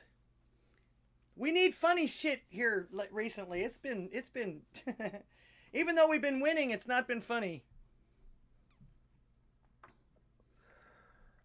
Somebody recently asked me, this is what prompted me to get a hold of a copy of Blazing Saddles. Do you think Blazing Saddles could be made today? Hell no. Do you have any idea? I think it would depend on who did it. I think I would be like I say the actors. Way. Well, the actors that he had for that. No way. Well, like I say, no way that movie would be made nowadays. I don't know. Like I say, the actors that he had for that were the perfect actors for that. I mean, and the black guy himself was not. He loved it. He thought it was fantastic. In fact, I'm sorry he died. I'm really sorry he died early. He was an awesome actor, and he was funny. In fact, he was Richard Pryor funny. That was a cocaine overdose, wasn't it? Huh? That was a cocaine overdose, wasn't it? Oh, I don't know. I don't remember. I think it was cocaine. Could be. Very, very possible. Those people in Hollywood do nothing but drugs. They seem to anyway. No, they do kids too. Allegedly. Fuck that. FBI, CIA, NSA, fucking Hollywood are pedos. Well, actually, they're pedos. I was gonna say, actually, from what I've been reading, the people in the FBI are pedos too. Haven't they? Didn't they find a whole bunch of people that like got caught and they just like didn't do anything to them or anything? Got hired by the FBI. Yeah. Yeah, there was all kinds of stuff that just came out about these people that were caught being pedophiles, and they didn't even get slapped on the wrist. They just like would transfer them or something. People wonder why I get offended when somebody calls me Wag the dog. Why would they call you that?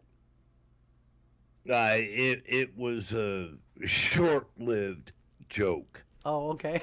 And I put an end to that real quick. Oh, now according to this, 451 Actual says his favorite movie is Blazing Saddles. So I guess that's a vote for that one. He says my dog's name is Mongo. Candy Graham from Mongo. Oh shit! I didn't know that. 451. Hell, I guess we're doing Blazing Saddles on Saturday. Now, that will be, 5 p.m. my time, 6 p.m. Eastern, and 3 p.m. avocado time. Yep, 3 p.m. avocado time. Let's see. The Dems. Anybody else going to call in? Hallie says she likes Tyler Zed. I like Tyler Zed, too. I'm glad he got rid of that mustache, though. I never did really grow. It looked like he had a big orange smudge under his nose. That was one of his punishments. There's a comment there, but I'll behave. Anyways, what I was talking about when you called in was this trend that I'm starting to see from some of these politicians on the other side talking about bounty hunting and vigilantism and like rounding people up and stuff like that. And you know damn well that whenever they try to accuse the other side of something, they're telling you what they're getting ready to do, or they're telling you what they want to do.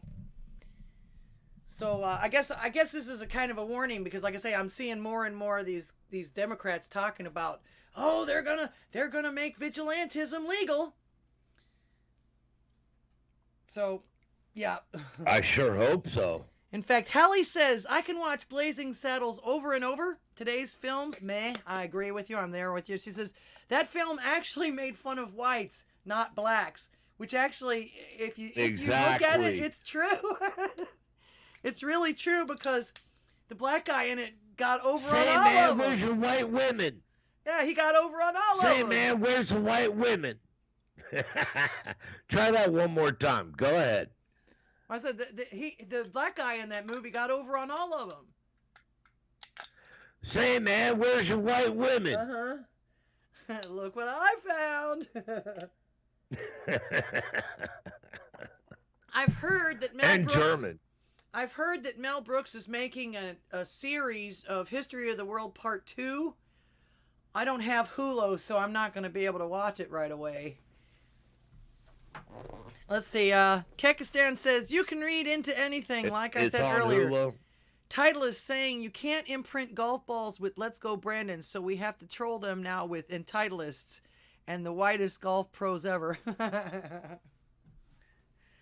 Oh, goodness. Entitleist, huh?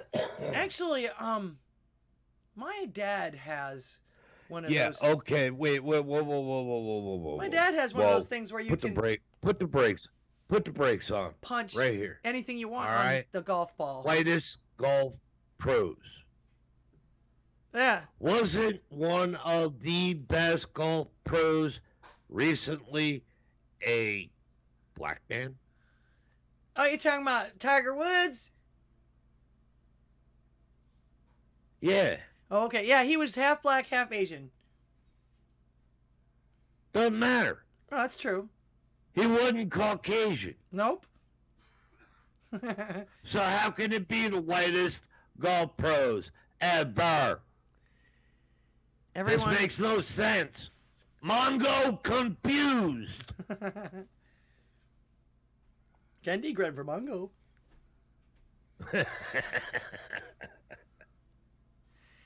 I think my favorite part was when he held himself hostage. Oh, you talking about the sheriff? Yeah, he held himself. Actually, the first thing that I remember was, "Excuse me while I whip this out." Everybody in the world was like, Yeah, but you got to admit there was another classic part in reference to that, and that was when Eva was whipping it out in the dark. Oh my! Oh my! Oh, Actually, I've pulled. You know how she does that thing where the guy has his feet on her stage, and she kicks him on. Oh, yeah. Are you in show? I've done that to somebody on stage because some of the times we play at these places, they get drunk and they just keep coming up on the stage. They keep coming up on the stage and everything. So I get them. I put my arm around them and I act like I'm going to be all cool with them and everything. Like, hey man, what's your name? What are you doing? Da, da, da, da, and everything like that. And it's like, hey, are you in show business? And they'll tell me no, and then I'll take it and I'll push them off there and say, get the fuck off my stage. I had a bar owner pay me extra $100 for doing Blazing that. Saddles has done that.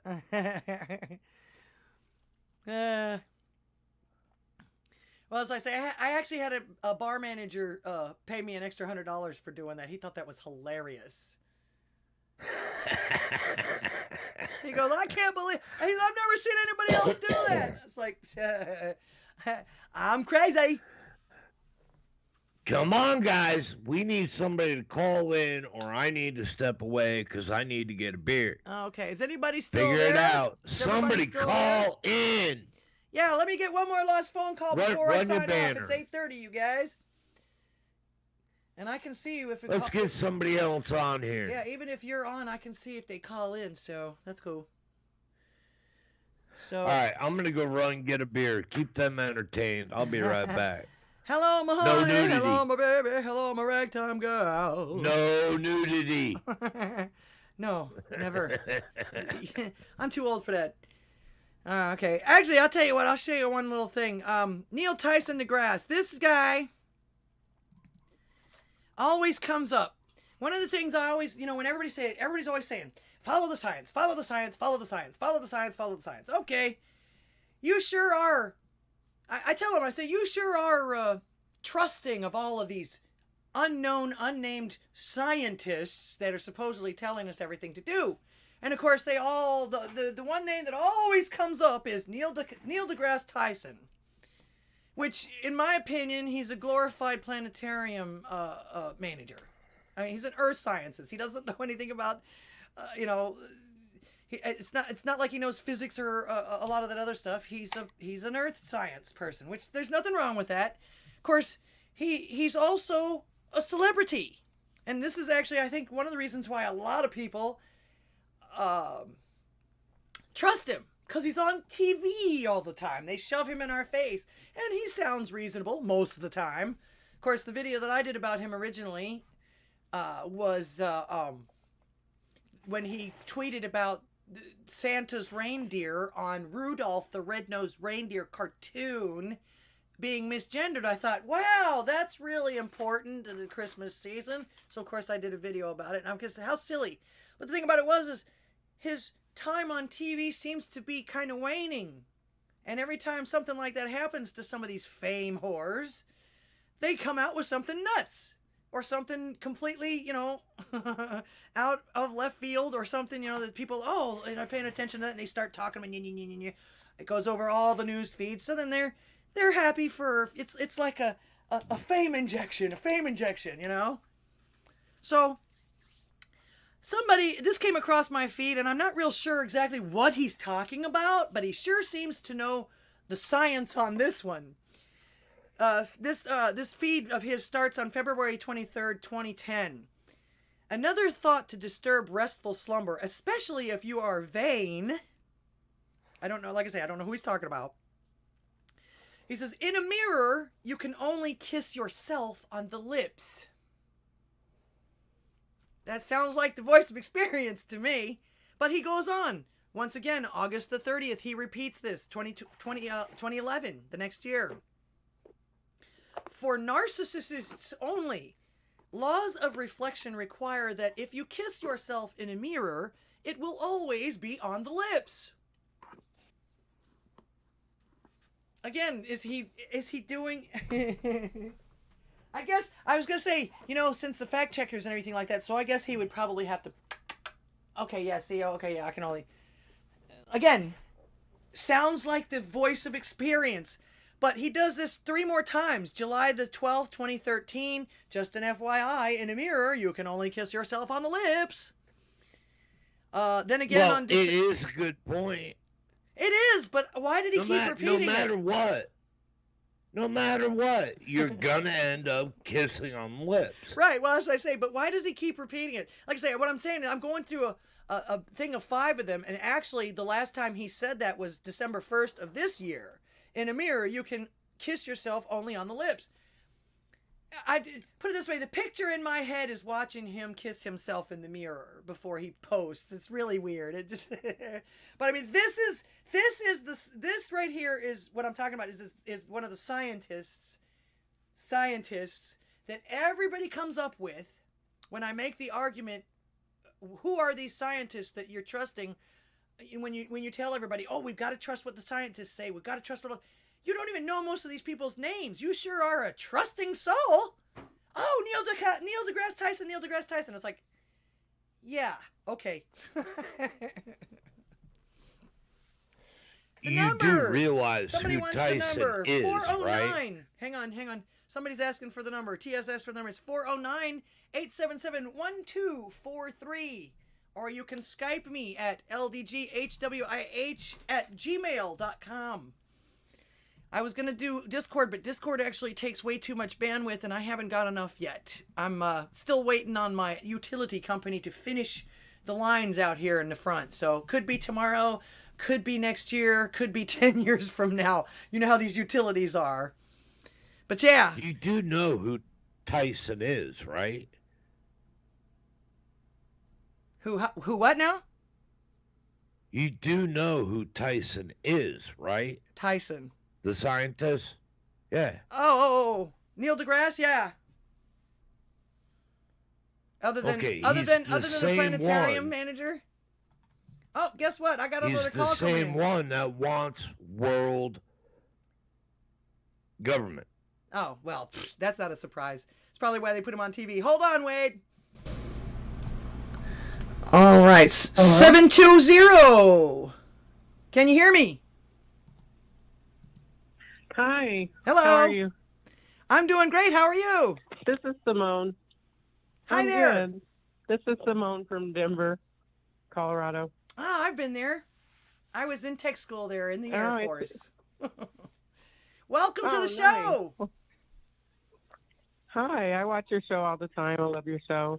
Thank you. I love your channel. I love a lot of channels recently because it's just been so much craziness going on. But yeah, I just want to call. I didn't see anybody calling, and I never get to speak to the internet, I guess, so to speak. But I just think there's so many things going on with COVID, and well, we won't touch that. But with things and with things you can't say, and government implementing things, and I don't exactly know exactly what your topic was right now, but I would say that would probably be something I'm focused on right now, is all of the draconian tyranny that's going on. Oh, yeah. Well, actually, call me and talk to me about anything. I was talking about how Sarah Silverman is getting it back right now. I was talking about the trend that I'm starting to see some of these politicians talking about with regards to rounding folks up, if you will. Anything. It's like, say, I actually started this channel so that people that can't do all of the logistics and everything that I'm doing can actually take a few minutes, because I know everybody's got jobs and they got their life and everything like that, but they don't necessarily get heard. So I'm doing this so people can call in and get heard. I'm saving a bunch of people time. That's so awesome. They don't have to start their own channels, I guess. So talk about anything. Yeah, I mean, I actually thought about starting my own channel, and that's interesting because I'm at work right now. I just decided to take a break and call in because I clean a building and I'm just listening while I clean. But Sarah Silverman, they're attacking her because she's a hypocrite. She's a hypocrite. They're all hypocrites, essentially. Agreed. As far as when they say, what is it? Do as I say, not as I do. Yeah. Or, it's ongoing. We've seen it. The media is consistently lying. or lying through omission, spinning stories, fabricating stories, or just embellishing stories. So at this point, it's kind of, what do we do aside from preparation for our own families and our own selves, our own livelihoods? But now we have them attacking our livelihoods, essentially, if we don't, succumb to their tyranny. So with Sarah, I guess I kind of got off base, but Sarah Silverman, she's getting attacked because she says those things, and then she'll try to attack the same thing that she said. You know what I'm saying? Essentially. Yeah, basically, that basically they pretty much say it's okay for them to do this because they're virtue signaling that the other side is doing it, but usually it's not the case. Usually they're saying it because they're actually doing it, but they want to blame the other side for it. But what you're saying is she perpetuated a lot of this wokeness to begin with, and now she's drowning in it, which is we warned them about that stuff. That's the reason why we didn't comply with a lot of this stuff. It's the reason why we just, in fact, I don't know about anybody else, but for years before I even started doing any of this, if I had anybody coming up to me and telling me how I should live my life or who I should be with or anything, I'd just tell them, yeah, screw you, screw off, who are you? Who died and put you in charge? Right. And I'm a little bit older. Ridiculous. I'm a little bit older. I'll be damned if I'm going to have some teenager or some 20-year-old tell me what life is right now. You guys haven't even begun to get kicked in the ass by life yet. So no, come back to me in 20 years. I'll talk to you. Oh, they're actually not going to make it. I'm 39, 40 in June, and I was a radical leftist at one point in my life, in my 20s, during the Bush administration, during the 2003 time period.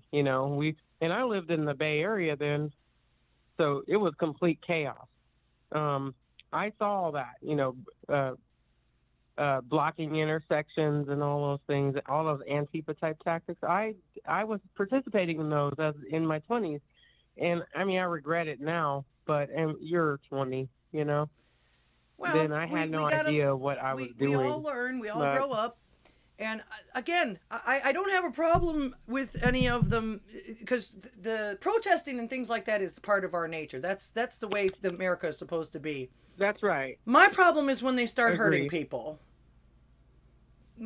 My problem is when they start hurting people, when they start attacking people. Andy No has not deserved any of what he's gotten. In fact, they almost killed him. No. Well, they've almost killed several people. Yeah. I mean, I think just the stuff that we see. Yeah, it sounds to me like you're telling me some stuff that lock guy, the guy hit with the bike lock. Oh yeah, I remember that. Yeah. Oh yeah. That's why I say protesting is one thing, but when you start hurting other people, that's when I have a problem. Because everybody, everybody has the right to be heard. I'm sorry. Go ahead. We do, and that's the main. Oh, you're fine. That's the main. We're both amped on this. Obviously, I think more people should be amped on this, or just at least engaged, plugged in at this point, because it's just gone to such an extreme level at this point.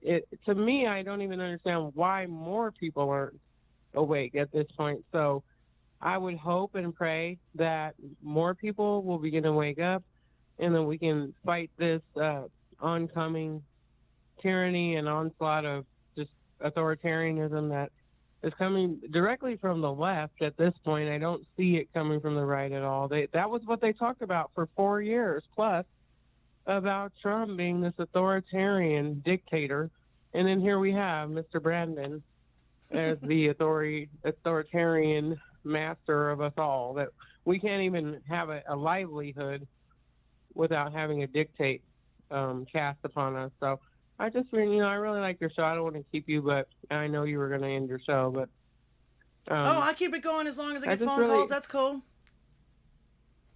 Oh, cool. Yeah, I just think I'll just end with that. But I think as far as the left, they're always going to be hypocritical and they're always going to be do as I say, not as I do. And they're until something smacks them in the face, which I don't want it to be violence, but I fear that they're just going to keep pushing until the right has to respond with self-defense. Some people, So, some people already guess are. that would be... You saw the Rittenhouse trial, and I've actually seen several videos where they'll gang up on a gentleman or a lady or something like that, and they'll pull a gun, and they all back off. So it does actually work. The only problem is usually the cops right there, and they arrest the person that pulled the gun, even though they wouldn't help them if they were being beat on by the crowd. That's another something that our militarized police. I'm kind of sort of with Tim Pool. We do have a lot of good police, but at the same token, they're still under the state's, demands and stuff like that. And most of them that are left now are nothing but state, for the state or whatever. They'll do whatever they're told. So that's kind of scary too. Them. Yeah, they purged them. And that, did you see? I'm sorry, I won't keep you too much longer, but did you see Marjorie Taylor Greene and what's his name? I forgot that other congressman's name. Mitch McConnell? Off the top of my head. But they went and no, he's an off guy. You never really see him. I can't remember. But if you look on like Forbes Breaking News or like The Hill or C-SPAN or something, they went and had a press conference about how the political prisoners are being held in the D.C. jail, and they're being injured and not being allowed to see a lawyer or having due process in their case. Have been held since January 6th. Yeah, I actually went through her tweets tonight. That's crazy. About that. Yeah, I actually went through her tweets tonight about that. She kind of talked about it on the other end. What if these people were BLM or Antifa people that were being treated this way? Yeah. And everything like that. But yeah, she actually did. My friend Wage that I was talking to before, he's got the full press conference, but something about that one of the congressmen had to pull her away because she was so passionate about it and was starting to make a scene or something like that. Had to calm her down a little bit, but that's a good thing. I'm glad we got somebody like her fighting for us.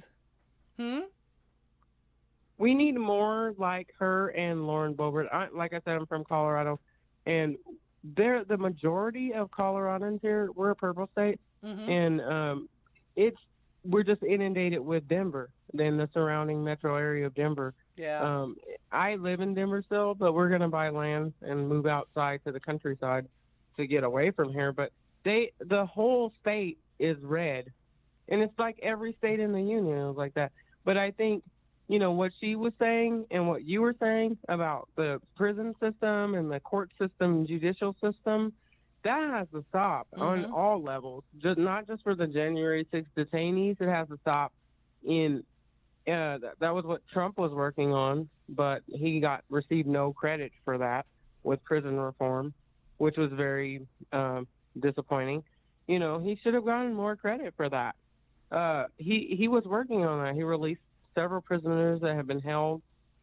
Alice Johnson, and it's just a sad state of affairs that we can't even agree on things that are beneficial to us as a people in general because of this right-left dynamic. It's sad, and I don't really know what to say. Well, I'm very chatty. It's coming from it is definitely coming from the left, from what I can tell, because with Trump, he actually couldn't have gotten some of those things done without reaching across the aisle. Especially he did. Especially the crime reform and the HBCUs and the opportunity zones and stuff like that. He couldn't have done any of that stuff without reaching across the aisle. Not at all. Because most of those places are Democrat. So yeah, it's unfortunate that they were that way with him. I literally had a person at a party tell me one day. They destroyed our city. So. I'm sorry. What now? Oh, I'm sorry. No, that's okay. But anyway, I personally had. To... You go ahead. Go ahead. Oh no, I was just saying that the Democrats have destroyed Denver.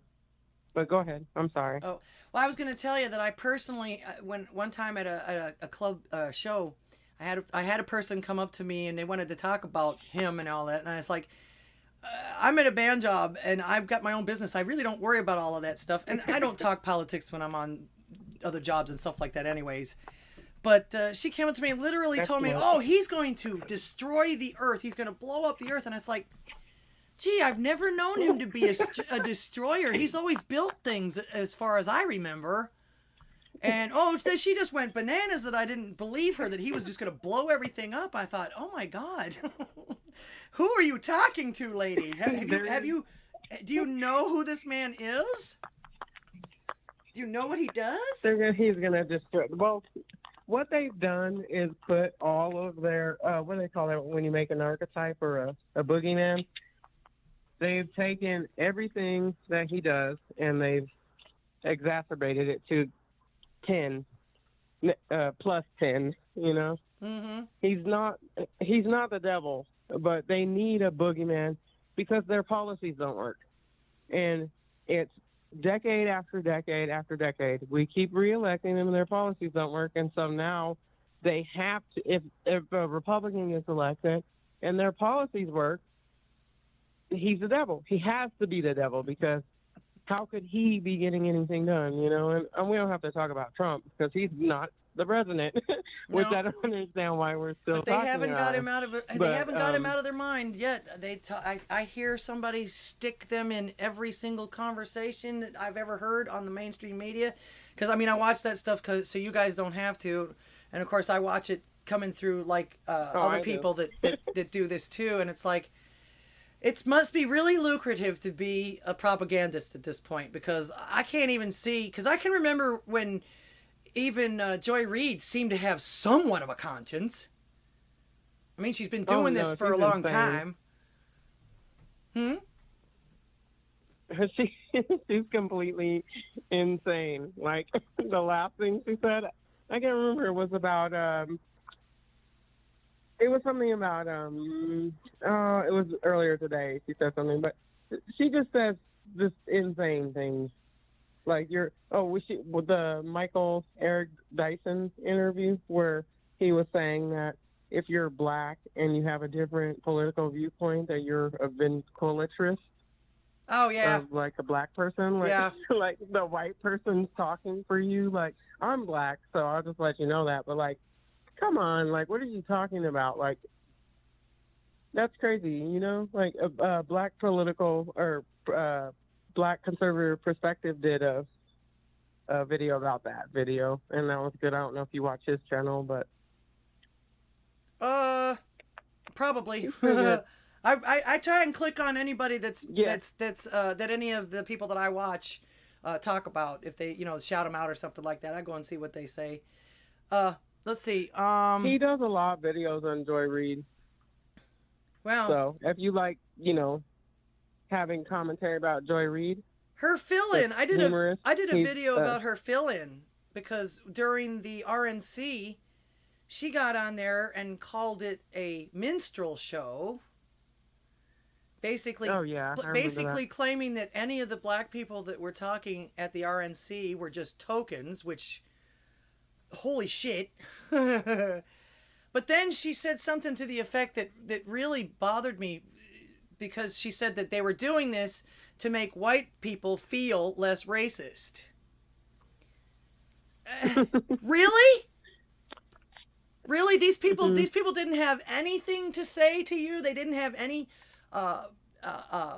pertinent information or any kind of uplifting stories or anything like that to you? They're just tokens to you? That's all you see them as? Shame on you. And then to go on to speak for us that way. I'm sorry, but no.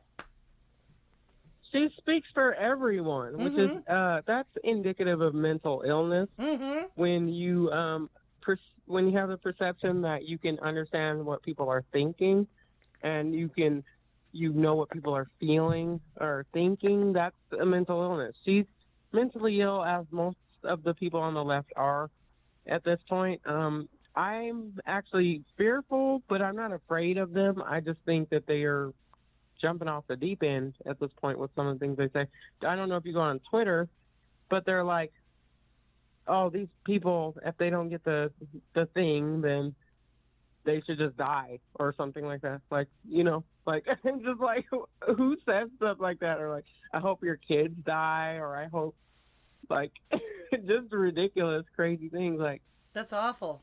That's awful. But you know, I tell you what, it's a reflection like, on I them. hope I just don't understand how you can be that evil. And I don't generally like to call the other side evil. That's really what they do. You know, Ronald Reagan said that. You know, That's that it's being not that the politically left incorrect, is actually. so much as evil. Yeah. It's just that they believe so much that isn't so. Right. You know, that it's just not true. And I don't really know what the solution is for them. I Some just of think them- we just have to keep putting out the information. Yeah, some of them are evil. And moving forward. The ones that have been they in there are for a evil. really long time, like Schumer and Pelosi and all of those guys have been there, they're evil. Call it what it is. That's the whole point of this show. Yeah. Freedom of speech. Because actually, if you don't have the freedom of speech, if you can't name your enemy, you won't know how to fight your enemy. You won't know who your enemy is. Agree. Like I said, I used to be a leftist, so I understand them greatly. Like, I understand them in depth, like Saul Alinsky, Rules for Radicals, all of those things, the Antifa Handbook, all those things. I read all those books. I know all their writings, and Angela Davis, all that Marxist jargon. That's really the problem right now. But we have to, because they hide themselves. That's what they've been doing for decades, is hiding themselves in institutions such as the academia and the media and such. But we have to get them out. We have to shine light on the darkness that they're promoting in society, because the right is not racist at all. I don't see any racism on the right. I've never been called any racial slur or any derogatory term on the right, only by the left. Because we don't care. So because we don't care. We don't care. Are you a that. good person? Are you do you do good work? Are you cool? Do you have a good family? I mean, that's what we care about. The color of your skin is negligible. It doesn't have anything to do with personality. It doesn't have anything to do with anything. You know, that's why I say we don't care. In fact, I was raised colorblind pretty much, and even that's racist now. And it's like, well, wait. I don't really give a damn what anybody's color is. Are you hurting people? Then I have a problem with you. Yes. So yeah, it's never been that way. That's sad for. I've gone to school with all my for life. white people to be called racist for that. Oh, I've been called racist for some of the dumbest things, and it's like, you know what? I just don't understand that. At that point, talk to the hand. I don't owe you anything at that point anymore. So. No, you don't. So my as I say, white, you know, so and of course. Yeah. You ask that person, who the hell are you to judge? You know, are you perfect? Have you ever never done anything in your life that you'd regret it or anything like that? And why would it be anybody else's business to come down on you for that? You know, that's another problem. Everybody's in everybody's business all the damn time. Well, I don't know how old you are, but that's a symptom of the youth. Because of all this rampant narcissism with the internet that's taking place, is just everybody feels like they have to be up in everybody's business. You know, yeah. I got off of social media. I'm still on Twitter occasionally just to troll the president and troll politicians. Good for you. But I made a sub account. You know, the troll account. We all have one or two of those, but you know, I got off of there because it's just. I don't even talk to my friends anymore. I don't talk to anyone because they're crazy. I can't have I'm a libertarian, so I don't care about gay marriage. I don't care about drugs. I don't care what you want to do. Just leave me alone and stop taking all my money.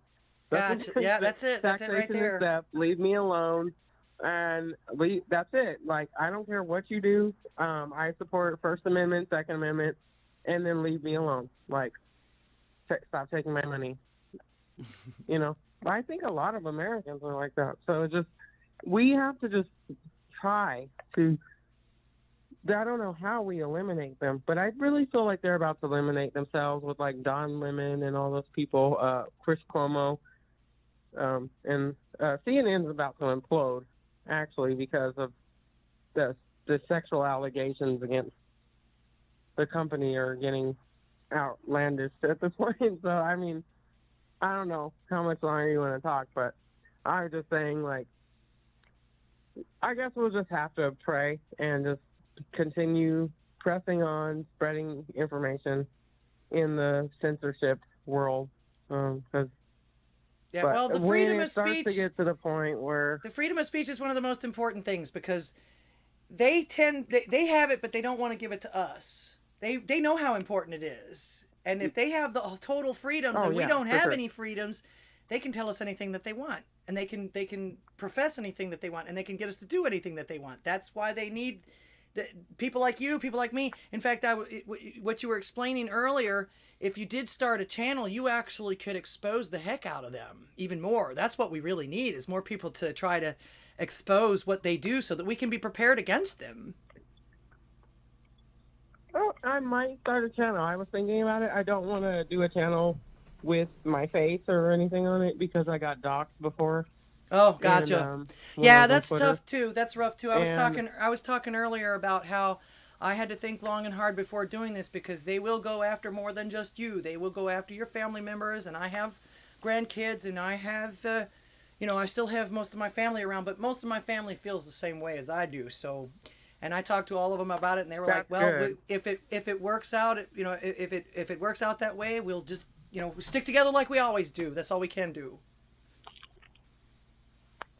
So yeah, are you like on the eastern side or Midwest, or I'm in not Texas. Trying to get your area, but I'm in Texas. Are you Central? Texas. Mm-hmm. Oh, you're in free country. Yep. Moved here just in time too. Freedom. Originally from New Orleans. Good. Perfect. Oh, okay. That's nice. My nephew's down there, so he loves it. It's warm right now. I don't want to move to Texas, but no, it's cold, but it's not super cold here. It's warm right now here. It was 80 degrees today. But 83? Yep, it was 80 degrees today. Yep. Wow. So, if nothing crazy. else, I was gonna say, if nothing else, go on, like you're talking to me now. Set something up. Maybe get be a guest on someone's show. And talk about what you know about being in the leftist like that before, because a lot of the people that I follow, and one of the reasons that actually inspired me to do this is a lot of people actually did switch like you did. Yeah, walkaways, yeah. Mm-hmm. ABL was one of them. Actually, I went to Walkaway. Oh, he was, yeah. I talked to him before. I actually went to Walkaway in D.C. in 2017. I think it was the first Walkaway event, Brandon Strock's event. Mm-hmm. I went to it. I was I spoke, but I was kind of awkward. But I was like a new Walkaway, probably only a year or so in. But yeah, there's tons of Walkaways. He still has his campaign going, so I think that's good. I think probably he can pull some more people. With this situation with Brandon, this is not working out. So I think that more people will walk away. And I thought about doing a channel, but I watch. Do you watch Gothic? Oh, I love her. Yeah, I think she's a good cultural change, and I think she has relevance. And I'm finding many more channels aside of her, covering her content. And I think that, because, Andrew Breitbart said that politics is downstream of culture. Mm-hmm. So if we can change the culture, so I think she's a good cultural representative at this point, because she's just a base. I don't want to say she's a libertarian, but from what I get, she's more she doesn't have a strong, staunch conservative, this is how it should be narrative. She's just hey, I don't agree with you, and if you don't agree with me, then that's fine, but you can't assault me or harass me or doxed me, or they doxed her and would have canceled her, tried to cancel her and everything. I think she's great. She's just very good at communication. She's very stylish. She's hip. So I think she's a good representative. And I think if you check out my channel, I don't have any videos, but I have some playlists on my name on YouTube is TS. I'll put it in the chat box. But Okay. I have some playlists of like music and stuff. I got deleted, so I had a whole bunch of playlists and stuff like that. But they deleted me because I said there was only 2 genders. So Yeah, I think that's the got reason why they've deleted. squelched me too, because I've come out against the trans sports. That's just not fair. Even some of the trans people are like, nah, no. One of the biggest athletes on the No. planet who's a trans person even said, "Hey, look, that's not fair. We shouldn't be doing that." So. Caitlyn Jenner, right? Mm-hmm. So I was gonna say I showed a video. I you know. showed the video of this latest one here up in I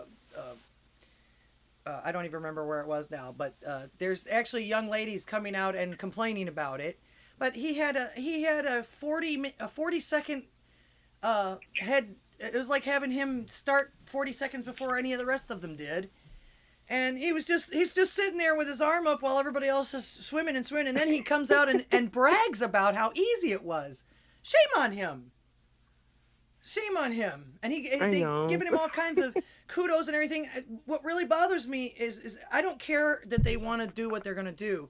My problem is that they actually, as males, have more rights than us females now that actually fought for that right to even have our own sports.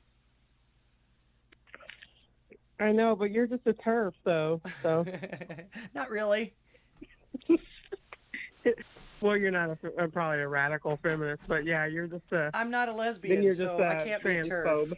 Yeah, I can't be a turf. I'm not a lesbian. And that, I was gonna say Okay, that's well, something you're that just, something that blows my mind too. I was gonna say the whole point of a lesbian is they don't want dick. No dick. It doesn't matter what Yeah, body agree. it's on. They don't want dick. How simple can that be? How much more simple can that be? So I feel sorry for the lesbians it's too. simple. Yeah. And it's predatory toward lesbians, to be honest with you, to go off on a different topic, but it's predatory toward lesbians. Yeah, Because it if they're can be. like trying to find a woman, and then you find a quote unquote woman or man, which I don't know when I get your channel in trouble, but if you have a man or woman or whatever that is, okay, so you, I'm sorry, you just can't expect a woman, a lesbian, to want you. And if you're getting angry and violent, or just not really physically violent, but just aggressive toward lesbians as a trans woman, then that's aggression toward women. Which I don't know. It can be dangerous, and they still have the advantage of the stronger muscles and the longer bones and all that other stuff. So if they wanted to, well, it's like I don't know if you saw that thing with J.K. Rowling, but they actually have a situation. Oh, I did, yeah. They actually had a situation out there where a trans woman that didn't get the bottom surgery raped another woman. And they basically said to this woman that a woman raped you. And it's like, that's not possible. Oh, that must have been something I didn't hear. Was it the one that was in jail? No, I don't think so. Like I say, this was J.K. Rowling on one of her tweets, and she tweeted out the She tweeted out the first 3 lines of the what was it? The 1984 War is Peace, and all of that, and then she said the penised person who raped you was a woman, and everybody was coming down on her about that and everything. That's like, I'm sorry, if he's got a penis, he's not a woman. There's no such thing as girl dicks. In fact, you know what it brings to mind is that movie Ted. Do you remember the movie Ted? with the teddy bear that came to life? No, I never saw that. Well, Oh yeah, okay, they I split remember up, that and now. he came and saw him at the house after he'd split up with his girlfriend or something like that, and saw a bunch of, what do they call those? Anyways, it's they have the bottom genitalia, and then they have boobs, and he says there's no such thing as chicks with dicks. It's a guy with boobs, and that's true. Oh yeah. He's like, I got a problem. Yes, you True. do. Well, do you remember Pat too? That movie, Pat. It used to be a Saturday Night Live character. Oh, the androgynous lady, yes. Um, But that was funny. yeah, Pat. That was funny. Yeah, and the best part about it was it was a mystery. Pat. Yeah, that was the best part about it was, and the funniest part about it was is it was a mystery. Yeah. Well, they made the movie It's Pat or whatever, and I'm really surprised they haven't attacked that movie because, they attack everything, but that one in particular, I mean, they've attacked cartoons and bottles of syrup and all types of things. Oh, so. yeah. I can't imagine. But you've seen Terrence Williams. He's came back with some pancake mix of his own. Oh, yeah, Cousin T's, I saw that. Yeah, I love that him. was smart of him. He started out eating chicken and commenting on goofy stuff, and look at him now. He met the president. I wish I had that kind of evidence. I met him. You met Terrence? I met him in D.C. He was at the Black Leadership Summit, and I met him in Los Angeles at the Brexit rally. Oh, he's hilarious. Yeah, he's funny. He's great. But the Brexit rally there was really great, and I don't know if you follow Benny Johnson from what's his channel? He's on not Daily Caller. Benny Johnson. Oh yeah, I know who Benny Johnson is. He was on a different channel, but he has his own YouTube channel now. It's really good. But yeah, I met him there. He's Terrence is really funny. He's smart and he's funny, and they don't like him because he makes fun of the stereotype, which I think more people should make fun of themselves and just not take themselves too seriously. Yep. I mean, racism it's not a big deal. Like, I don't know. I'm from Colorado, and I don't see it. My state is majority white, but we have a large Hispanic population, a large, smaller black population, but it's not a big deal. I don't see any racism ever. And you would think, as a black person in a majority white state, that it would be the most racist state ever. Like, Well, they try to make you think that way. Nobody. They try to make you think that way, and you see the outcome of some of that too, where you got people attacking each other and stuff like that, and it's just because they're listening to these people telling them that the other side is bad, and just do what you will. They've been encouraging it. Yeah, I agree, and that's what the Democrats do. So the sooner that people wake up and realize, like Candace Owens has been saying for several years now, that they do it every 4 years. They use race as a cudgel, and they use the black race and racism to keep and maintain the vote. And they do it every 4 years, like I said, and then they just perpetuate it to keep it going. Mm-hmm. It's just Marxist. At this point, it's Marxist. And I know, like I said, because I was on the left, it's the Marxist teachings of black liberation theology, all that stuff that even Obama had in his background. Black liberation theology. I'm not going to knock Malcolm X because he did say some things about white liberals that I think is relevant. But I'd listen to him before I'd listen to any of the white liberals. I got to tell you that. Yeah, he said a lot of interesting things. I mean, and he had a change of heart at the end, and then they killed him. So because he was actually about to bring people together against the actual common enemy. So well, they killed him because really he started telling the actual truth. Yeah, that's what they do. Anytime there's the common enemy, so we can discuss the elite common enemy, I'm sure, but there's a lot of common corporatist people that are the enemy, that they're just pitting us against each other. And I think that at some point, if we don't wake up from it, we'll end up just fighting each other in a civil war, which will just be unnecessary. I don't think we should get to a civil war. Well, we shouldn't. I don't want to fight my neighbors. Yeah, I don't think we should either, but it's probably not going to be... You probably won't be fighting like your next door neighbors, but if they split the states up like they want to, or if they split the country up like they want to, that might cause it, because that's what caused it the first time.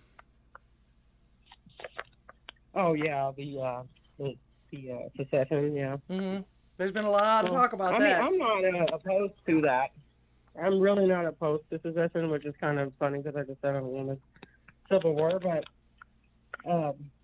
at this point, I don't see a solution, because they're only going to continue to further demonize and attack us. And then they'll make things like there's, I don't want to even say conspiracy theorists, because that's stupid and the CIA made that up. But they're now, I listened yesterday to, I think, it was Chuck Todd on NBC. I think it was Meet the Press. I would watch that video. Just the level of propaganda. They're just saying that there's 20 to 30 million people that are ready to have a war and all this stuff, and that Trump supporters are dangerous, and actually, I think he was understating it. I think he was understating it. He doesn't. I don't think he really knows how many people are willing to fight for their rights right now. No, because it doesn't really. It's not really something but against. They're scared. Yeah, it's not really something against their fellow man. It's coming against our leadership and the people up there that have pretty much decided that we work for them and not the other way around. So yeah, and I think the main reason why he mentioned that is because they're scared it's going to happen, because they keep pushing. Yeah, but it's like, you keep doing it. Like, stop saying I'm a terrorist. Stop saying that parents that go to the school board are terrorists. Like, stop saying that people that walked into the Capitol building that were let in by the police officers are terrorists. They're not terrorists. Like, they got let in, like, and then that's a whole nother bag of worms, or whatever you say, that idiom. But it's just, who allowed that to happen? So I know that, YouTube is kind of iffy, so I'm not going to try to get into a bunch of things on your channel, but that is, Tucker Carlson, I didn't get to watch the entire Patriot Purge, but I watched some of it, but I already know most of that information. So I don't really, with the false flags and all that stuff, so I just really think that they're walking on thin ice right now. I would not try to perpetuate any domestic terrorist narrative if I was them. But they don't know what to do, because more people are waking up. That's why they got rid of the YouTube dislike. Mm-hmm. So, because they were getting ratioed so hard that they had to do something, because their narrative was collapsing. I don't know if you listen to Alex Jones, but he's been talking about that for quite a while now. As long as I can cut his commercials out. Bit annoying, but yeah, as long as I can cut his commercials out, I listen. Actually, I listen to one of his proteges, Owen Schroyer. I listen to him more often. Oh yeah, I like him too. Yeah, I met him too in DC, but he's really good. He's more mellow, and I guess if you don't want to hear the bone broth commercial like 75 times. Yeah, I actually watch them on Odysee because they don't have any of those commercials in the shows on Odysee for some reason. Thank goodness. Because I mean, I know he's got good stuff and everything like that, but he talks about it too much. Well, he's kind of at a point of desperation, which I feel bad for him, but he kind of put himself into that, and he said that himself, that he did that. So. Oh yeah, he knew what he was getting into. Don't. I think he knew what he was getting into just by virtue of the fact that the stuff that he actually knows. Yeah, I mean, but it's all in their paperwork. So he's really just reading their paperwork. And now, if you look on YouTube, the World Economic Forum, they have their own channel. So they've just let it all open now. You can see everything that he's talking about. But what they're trying to do now is frame it in a different, in a positive light. So it seems as though it's positive. So if you go to the World Economic Forum on YouTube, they have videos, they have conferences, they recently just let all the information out. So Okay. I wouldn't say it's a conspiracy theory anymore. I'll definitely look that up.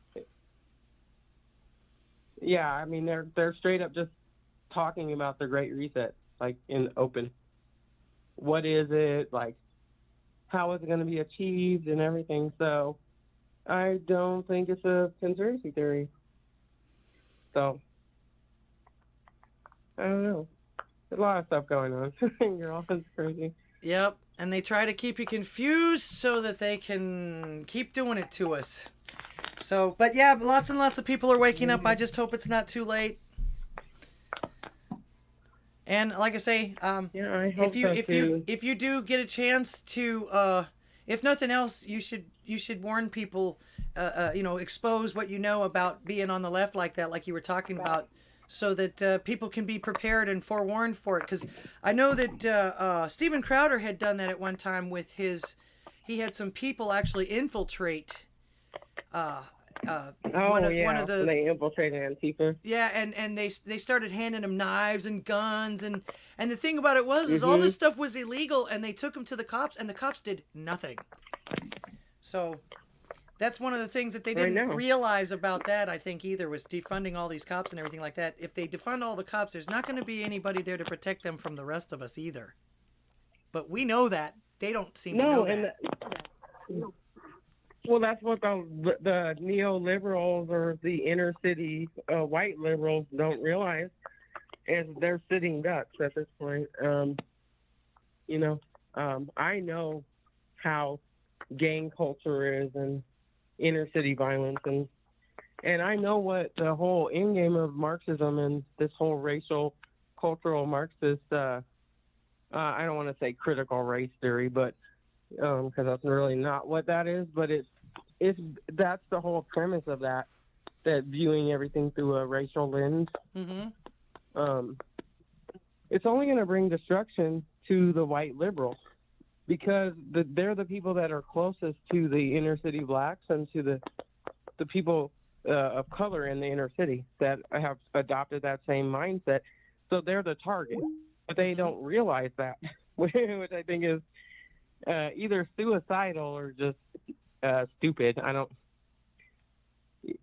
know what's going on there, but we just want to help. Well, they don't want to help you, and I think that the sooner that I don't want to really make it super racial, but it is racial at this point, because that's what the cultural Marxists have done. Yeah. The sooner that the white inner city liberals start to realize that they're the target of this rhetoric, because they think that the rhetoric is being targeted at us, or the conservative, or the white conservative, namely. But it's not. It's you. You're white, and the black people see you as white. Yeah, there won't be any mercy. It won't matter. You know? It won't matter what they say. It won't matter what they do. In fact, I've seen it on a couple of other things. They where they've busted people's windows, and they say, "Well, we're on your side. We're on your side," and they still just keep busting the windows, or still keep beating on them. So no, that's not going to make any difference. Not at all. No, you saw that in Portland too, where those gay guys came out of the house. Mm-hmm. It was like a few years ago, but they came out of the house and were like, "Hey, like, why are you fighting us? Because you're white. Yep. And you have made the enemy white people." Hello. Yeah, I could never figure that out either. You got a bunch of white people telling everybody how bad white people are. It's like, wait a minute, have you looked in the mirror recently? I don't know. I'm a conservative, so I don't care about white people this or white people that. Like I said, my husband's white. He's a nice 6'2", bearded white man, and I love him. And there's nothing wrong with him or his family or my coworkers or my neighbors. Like I said, I live in Colorado. It's just it's just white people mostly, but it's fine. Like I don't see what they see. And I did have that mindset for a while. Like when I started reading all of that socialist reading list. They have a reading list, you know, Marxist socialist reading list. And they have all these book clubs, and they have these, I don't know if they have them where you are with those book boxes and stuff. Not where I live, I don't think, no. I live way out in the country, though. I don't. Oh, yeah. Oh, well, you're good then. I'm lucky to see we'll get out of any of my neighbors or anything around here. We live pretty far out. Like I say, I moved to Texas almost just in time. Because New Orleans kind of went crazy with it. Oh, with the protesting and all that? The lockdowns and after Katrina, their judicial system and everything like that just went nuts. So started getting a lot more. You moved out there before Katrina, after Katrina? Yeah, well, I went through Katrina, and then afterwards I actually was one of the few people that went back and tried to stay for a couple of years, and it was awful. Oh, that's terrible. The governorship got bad. The crime rate got terrible. It was really, really hard to get back into businesses or anything like that. It was bad between the destruction and the people they let back in, and the way that they were allowing people to do anything and everything. It was not quite as bad as you see in Portland, but it was pretty bad. It was anarchy. I remember seeing something from Katrina when that old elderly woman, she had her gun and they confiscated her gun. I was about 22 or something when that happened, but yeah, I distinctly remember that, where that elderly woman had her gun and the police came and she said, "No, I'm not going to give you my gun or whatever. I need this," and they took her gun from her. Yeah. So that was real bad too. That was terrible. So yeah, they were treating people wrong, and the governor out there didn't do his job as far as doing the emergency and all that other stuff. A lot of people drowned. They didn't evacuate people like they were supposed to. It was a clusterfuck. I was thankful and lucky enough to where I had people that lived out here in Houston that I could come out here. But when I went back, we lost everything. Everybody lost everything. It was horrible. So I can't even imagine that. Well, I guess up there you guys don't have to worry about hurricanes, but I've been told that you guys got to worry maybe about mudslides. Yeah, wildfires. Colorado, unlike Utah, is about 45 minutes away from the mountains. Mm-hmm. So, like, Salt Lake City is, like, right up against the mountains. Like, you can drive to the mountains in, like, 10 minutes there. But here we're about 45 minutes, 45 minutes from the foothills. And you'll be up in the mountains within an hour, like, up into them, if traffic is good. But it's just, we have to worry about liberals and we have to worry about wildfires, and I would say they're their own natural disasters in our state at this point, liberals, because it's just it's like the homeless encampment. And I'm a native, so I've seen the state when it was a sleepy cow town that nobody, it was flyover country essentially. And then everybody's like, oh, it's great, it was great. You know, once the elites, or not elites, but the yuppies and all the people trying to escape their hellholes of like New York and California, they were like, oh, we can move to Colorado, it's great. We can get land, or we can go skiing. And, you know, they realized that it was a gem, a hidden gem, about 15 years ago. And then it's just been pretty much downhill. It's just, it's still, Denver's still okay. Like, and you would come from, like, if you came from, like, Baltimore or, like, something like that, you'd be like, wow, this is paradise. But if you're, like, the person that's lived here and you have, like, homeless encampments and stuff, it's basically you have an influx of Californians, which I don't want to solely blame them, but we passed marijuana law here. Right. So that, I mean, we have a lot of jobs here anyway, because we have, you know, Lockheed Martin and Raytheon. We have lots of Air Force bases and military bases and stuff here. Yeah, I went to tech school. manufacturing. I went to tech school in the Air Force up there.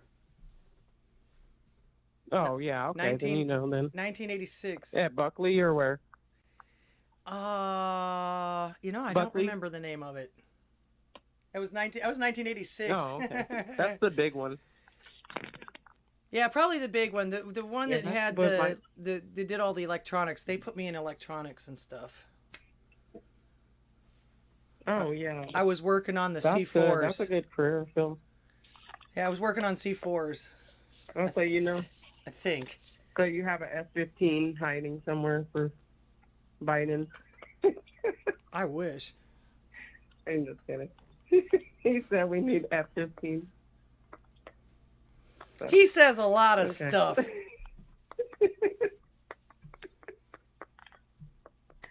Okay. But yeah, I mean, we have a lot of military here.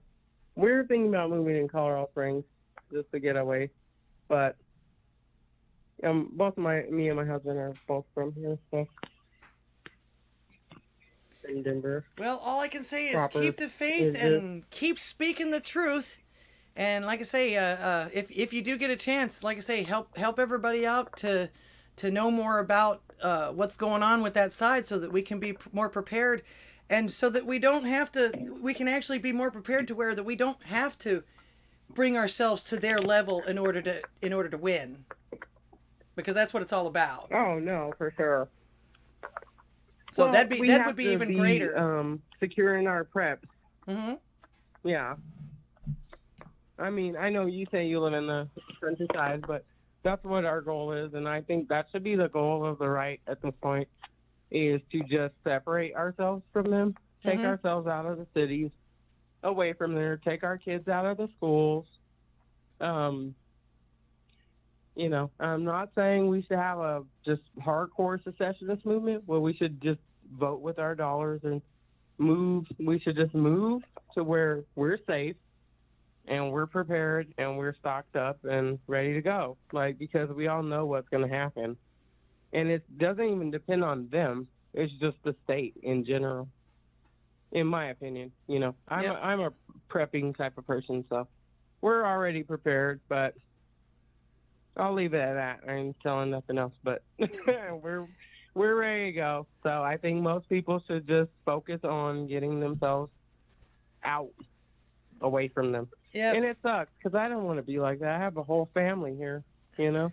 Well, self-sufficiency is a good thing, but also, like I say, if there's any way that you can, like I say, my entire family, we've decided already that if the shit hits the fan, we're going to stick together. That's the only way that we can really win, you know, sticking together even especially with the family. That's why they're trying to break up the family and stuff like that too. So that's all you can do, really. I agree. Yeah, they do want to break up the family. It just sucks that like half of your family like Democrat. Like I said, I'm black, and so like half of the majority, I don't even say half, like everyone in my family is a Democrat. So, but my mom's borderline because I talk to her the most, and she's not taking the booster shot, so, or the whatever, the thing. She's not taking it. So, there's people that are not going to do that, and I think if we can pull them on our side and just give them the information that they need. Oh, one more thing before you go. Did you check out that COVID land video? The what now? That's coming out. The COVID plan? COVID land. COVID land? COVID land. Huh. No, I haven't. Yeah. I haven't seen that yet. It's I'll write that down. It's on Infowars, but it's on Infowars. I think it's supposed to get aired at some point, but I think he aired it. But I watched like a snippet of it, and it's just basic information. So I think if we can get that to spread around, I don't know about how that would be on this platform. Probably Rumble or some other place. Oh, well, now I stream on YouTube, but I also I'm streaming on Odysee and YouTube at the same time. There's the only two that I have enough bandwidth for at the moment. But I intend on once I grow and everything, I intend on going to Rumble and Pilled and anybody else that'll do it too. You have D Live? No, not yet. Okay, yeah, Not I know yet. that's another one. Yeah, once upon a time, one day, I'm just starting out. My goal is to grow big enough to be able to live stream as many platforms as Salty does. I think he's got like 7 that he does all at once. Yeah, I love Salty. I love Salty. Salty Army Legion. Yep, Salty Cracker. But, I'd say we have to hit that up too. Like I've been on live feeds of like government things, and the Salty Army was live there, and we're all throwing up salt shakers and stuff. So if we can take that over, we've taken over live things like mainstream live things and stuff. So well, that's together. another thing. That's another thing we need to keep doing. platform. Yeah, that's another thing we need to keep doing too. In fact, I noticed that they always seem to infiltrate the Young Turks too, which talk about a company that we need to counteract. Oh yeah, they're horrible. Anna Kasparian or whatever her name is. She's trash. And I don't say people are trash, but she's up on the level of Joy Reid. So, and what's funny is she's Armenian. So. Yeah, well, my favorite was when she got up there after Trump got elected and started telling everybody how much better she was than everybody else. It was like, oh yeah, bye-bye. Well, did you see how she had a backtrack on, I think it was Jussie Smollett. Well, no, it was Rittenhouse. Rittenhouse, yeah. Rittenhouse, she had a backtrack on, because she didn't want to get that lawsuit. So, she spent the prior week to that. I don't watch that show, but I watch people's clips and stuff like that. Yeah, she spent the prior week talking about, this, he's a white supremacist and all this stuff. And then the next week, during the trial, she was like, well, I think it's self-defense or whatever. She had to say it. I mean, because they're going to get sued. They're all going to get sued, and Hal's going to be a rich man, just like Nick Sandman. Just as it should be. Yeah, I mean, you can't defame somebody like that. And if I was Trump, I would have sued them. But, I mean, he's a public figure. But I guess that Rittenhouse at this point is a public figure, too. Actually, so he is. I don't understand. Trump's suing just about everybody he can sue, but they're just not talking about it. There's quite a few lawsuits that he's winning that they're not talking about. Okay, yeah, I haven't seen anything. So he needs to sue. But I mean, the things that they've said about him, even with right now where they're trying to link him to Epstein, Yeah. That one picture. There's so many pictures of everybody else on there, but they're going to take that one picture of Trump and try and demonize him, even though he has witnesses that proved and that are standing with him by saying that he kicked him out of Mar-a-Lago once he figured out who he was. He kicked him right out. He did, and yeah. cut him right off. No more contact, no nothing. In fact, I think he was one of the ones that actually brought up somehow or another when they caught him the first time. Trump had something to do with that, if I'm not mistaken. Yeah. So yeah. Well, because he was an insider and he knew all those people right that were participating in that, and it's obvious. They know that. It's just anything to get him at this point, like they did with Mark Meadows, where they try to hold him in contempt of court, because he had Trump had executive privilege. He called it executive privilege. That's his chief of staff. Like, I mean, Obama, they weren't allowed to do that during Obama. He called executive privilege. So, I mean, what are we changing the Constitution at this point? And that's the point when we reach secession. Yeah. When you're changing the Constitution, when you're just absolving yourselves from following the rule of law so you can win. Yeah. Or whatever their goal is, total power. I don't really even understand. It makes me think they're an alien race, but then you start to get into reptilian world or something like that. Well, that's actually another start thing thinking like that. I mean, it's like, yeah, that's actually another thing that we can actually do to counteract what they do is start teaching our children the Constitution. We can't protect our rights if we don't know what they are. Agree. I agree with that 100%. Excuse me. In fact, you watch Mark Dice? Huh? Do you watch Mark Dice? Oh yeah, every morning. Oh, okay, yeah. Where he goes around and talks to people about stuff, and it's it's sad how much people don't know anything. They don't even know the president. And he lives in California. Of the country right now. He lives in California somewhere. Yeah. Oh wow. Yeah, poor guy. I just took a look at the time. We've been talking for a really long time. Not that I mind, but the time was getting away from us here. That's awesome, though. Okay, no that's really awesome. I appreciate everybody that called yeah, tonight. That's why I didn't want to take up your time. So. Oh no, that's what I started this for. That's great. In fact, I'm excited because I'm actually getting phone calls. I'm just a beginner, and I'm already getting good phone calls and good conversations. This is very, very encouraging.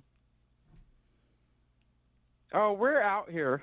We're Legion. We're ready. We're strong. Okay, well, fantastic. Please keep in touch. Please keep in touch and make sure you share with your friends. I try not to be too crazy, but it's time to stop being quiet about this stuff. And I kind of got into this situation mainly because of the fact that because of all of this tyranny that we're seeing over the last 2 years, I've pretty much lost everything except for my house. So I figured I better do something. So, I watched Tim Pool red pill himself, and I heard, like Brandon Tatum and ABL and all these guys. I'm watching all of these guys pretty much red pilling themselves as far as this goes. And it's like, I didn't necessarily need a red pill per se, but I didn't need to be sitting on my thumbs anymore either. Oh, no. People, I think after the Rittenhouse and all the things that have happened recently and the economy and inflation, that's the biggest red pill. Yeah, the jobs and we went from doing so well to doing so poorly. And there's only one side really to blame for that. Actually, the Republican side, the rhinos and stuff are kind of to blame too. It's been kind of a one-party system. I find that a lot of people that have been red-pilled find that they're politically homeless. Oh yeah, I mean, I'm a Republican. I call myself a Republican in the voting area, but because I'm never going to vote for a Democrat again. Mm-hmm. But even if I had a choice, I don't think I would vote for the Libertarian Party. I mean, we just need something more aggressive. But if they're not even being, I get what you're saying too. It's just they're not even doing anything. But I do see some potential. Like our representative Lauren Boebert, I see her as having a lot of potential. I don't know if you've been following her, but yes, she's the western slope of Colorado. Mm-hmm. So she's the majority of the mountains, western slope, and then various counties. So a lot of the western slope. And, you have people, you have blue folks there. Aspen, Vail, all those ski town and stuff like that. But I'm not sure if she covers that part, Aspen and Vail. But anyway, she's like more of the rural part of Colorado. So I don't see her as being the end all for sure. I would say she's equivalent to AOC. She's like AOC on the right. Okay. Almost like as dumb as AOC, kind of like in a way. But she's, that whole cute, like I'm cute thing. Yeah. Do you get what I'm saying? Yeah. Well, I've noticed AOC's that like, most I'm here, I'm cute. Yeah, most politicians are trying to be stars anyway. That's what I feel about people like Stars, AOC. yeah. Yeah, they're trying to be Instagram stars or something like that. It's like, So yeah, I don't pay that much attention to them unless they've passed a bill that's going to affect me directly. Then I have a problem. But yeah, most of these people are just trying to be famous. They are, for sure. I would pay attention to the Freedom Caucus, though. You have some good folks over there in the GOP. If we can get rid of the rhinos like Liz Cheney, and for sure, she needs to definitely go. Oh, well, she's being beat by 20 points right gone. now from her competitor, so I don't think she's going to last very long.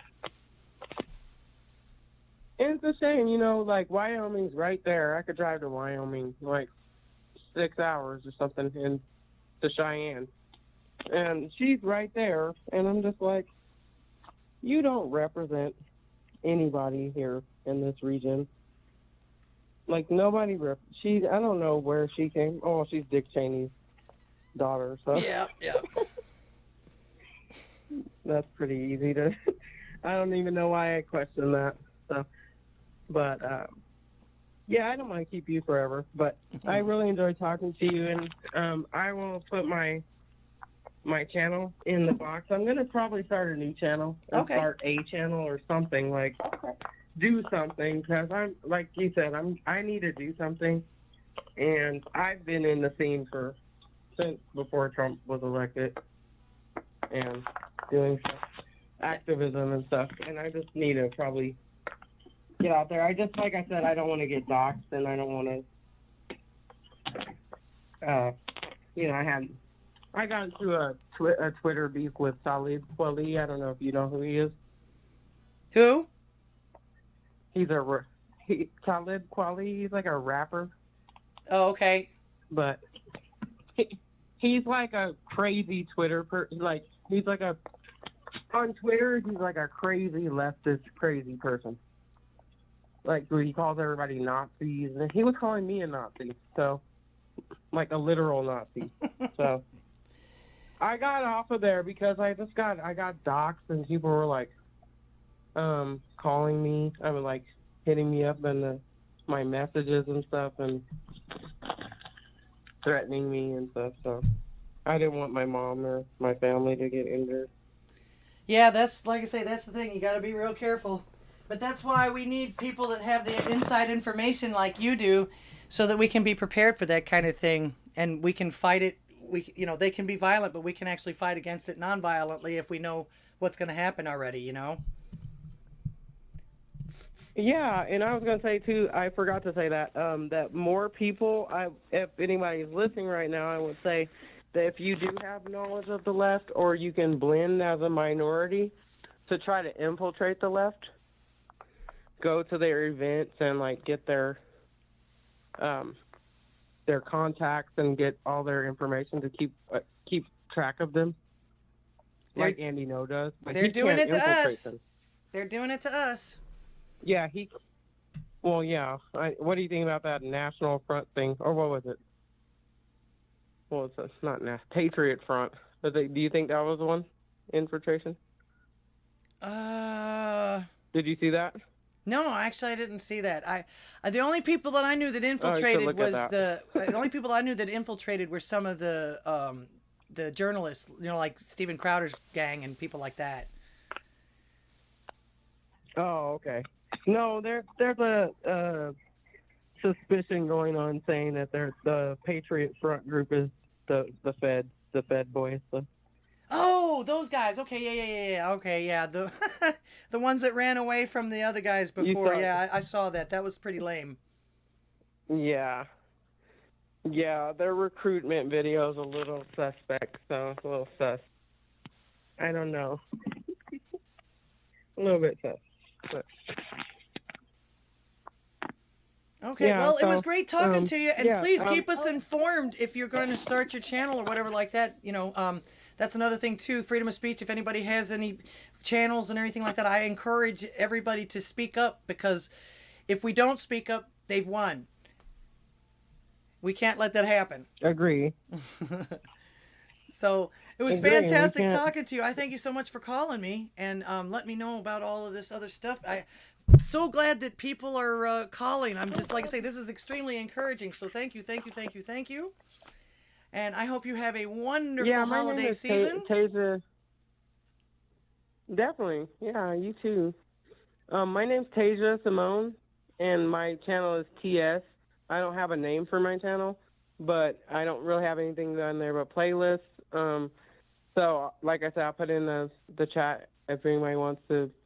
It's just like a Let's Go Brandon playlist and and that's on Power YouTube? Rittenhouse playlist and stuff. That's on YouTube? Yeah, it's on YouTube. Okay, she'll put that in the YouTube chat stream here and everything. All right, make sure you go and check I'm on out my TS. phone, so I'll do it after I get off with you. All right. Okay, take care, dear. Thanks so Have a much for good night. calling. Nice Please talking to keep you. in touch. I'd like to hear how your channel comes out if you I'll decide to call do again. that.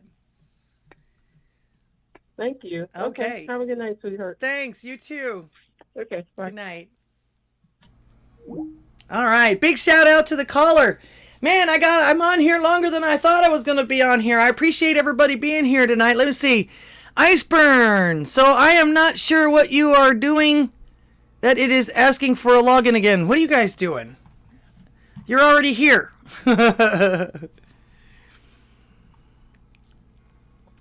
Anyway, like I say, what a long show, but it's very, very encouraging. I got people calling in and talking to me about this stuff. It's fantastic to hear from everybody. Thank you for hanging out with us tonight. Let's see, I saw Fallen Angel, Kia Chris. Oh, Hallie's gone. Sorry about that. Hope you had a wonderful evening. Thank you all for being here. All right, and I'm going to call it a night. I hope you guys had a great time. I know I did. I always have a fantastic time, and it's so wonderful to talk to people again. Like I say, I'm actually a public person. I used to do live band shows all the time, and I got to talk to all kinds of people all the time, and I miss that. Tete-a-tete, the talking with people, finding things out about people, because you just never know what you might be able to learn. You can even learn from kids these days. So, once again, I hope you guys enjoyed the show. I'm going to do this every Thursday night at 7 p.m. on Central Time or 5 p.m. Avocado Time. Hopefully one day I'll get Salty to call in.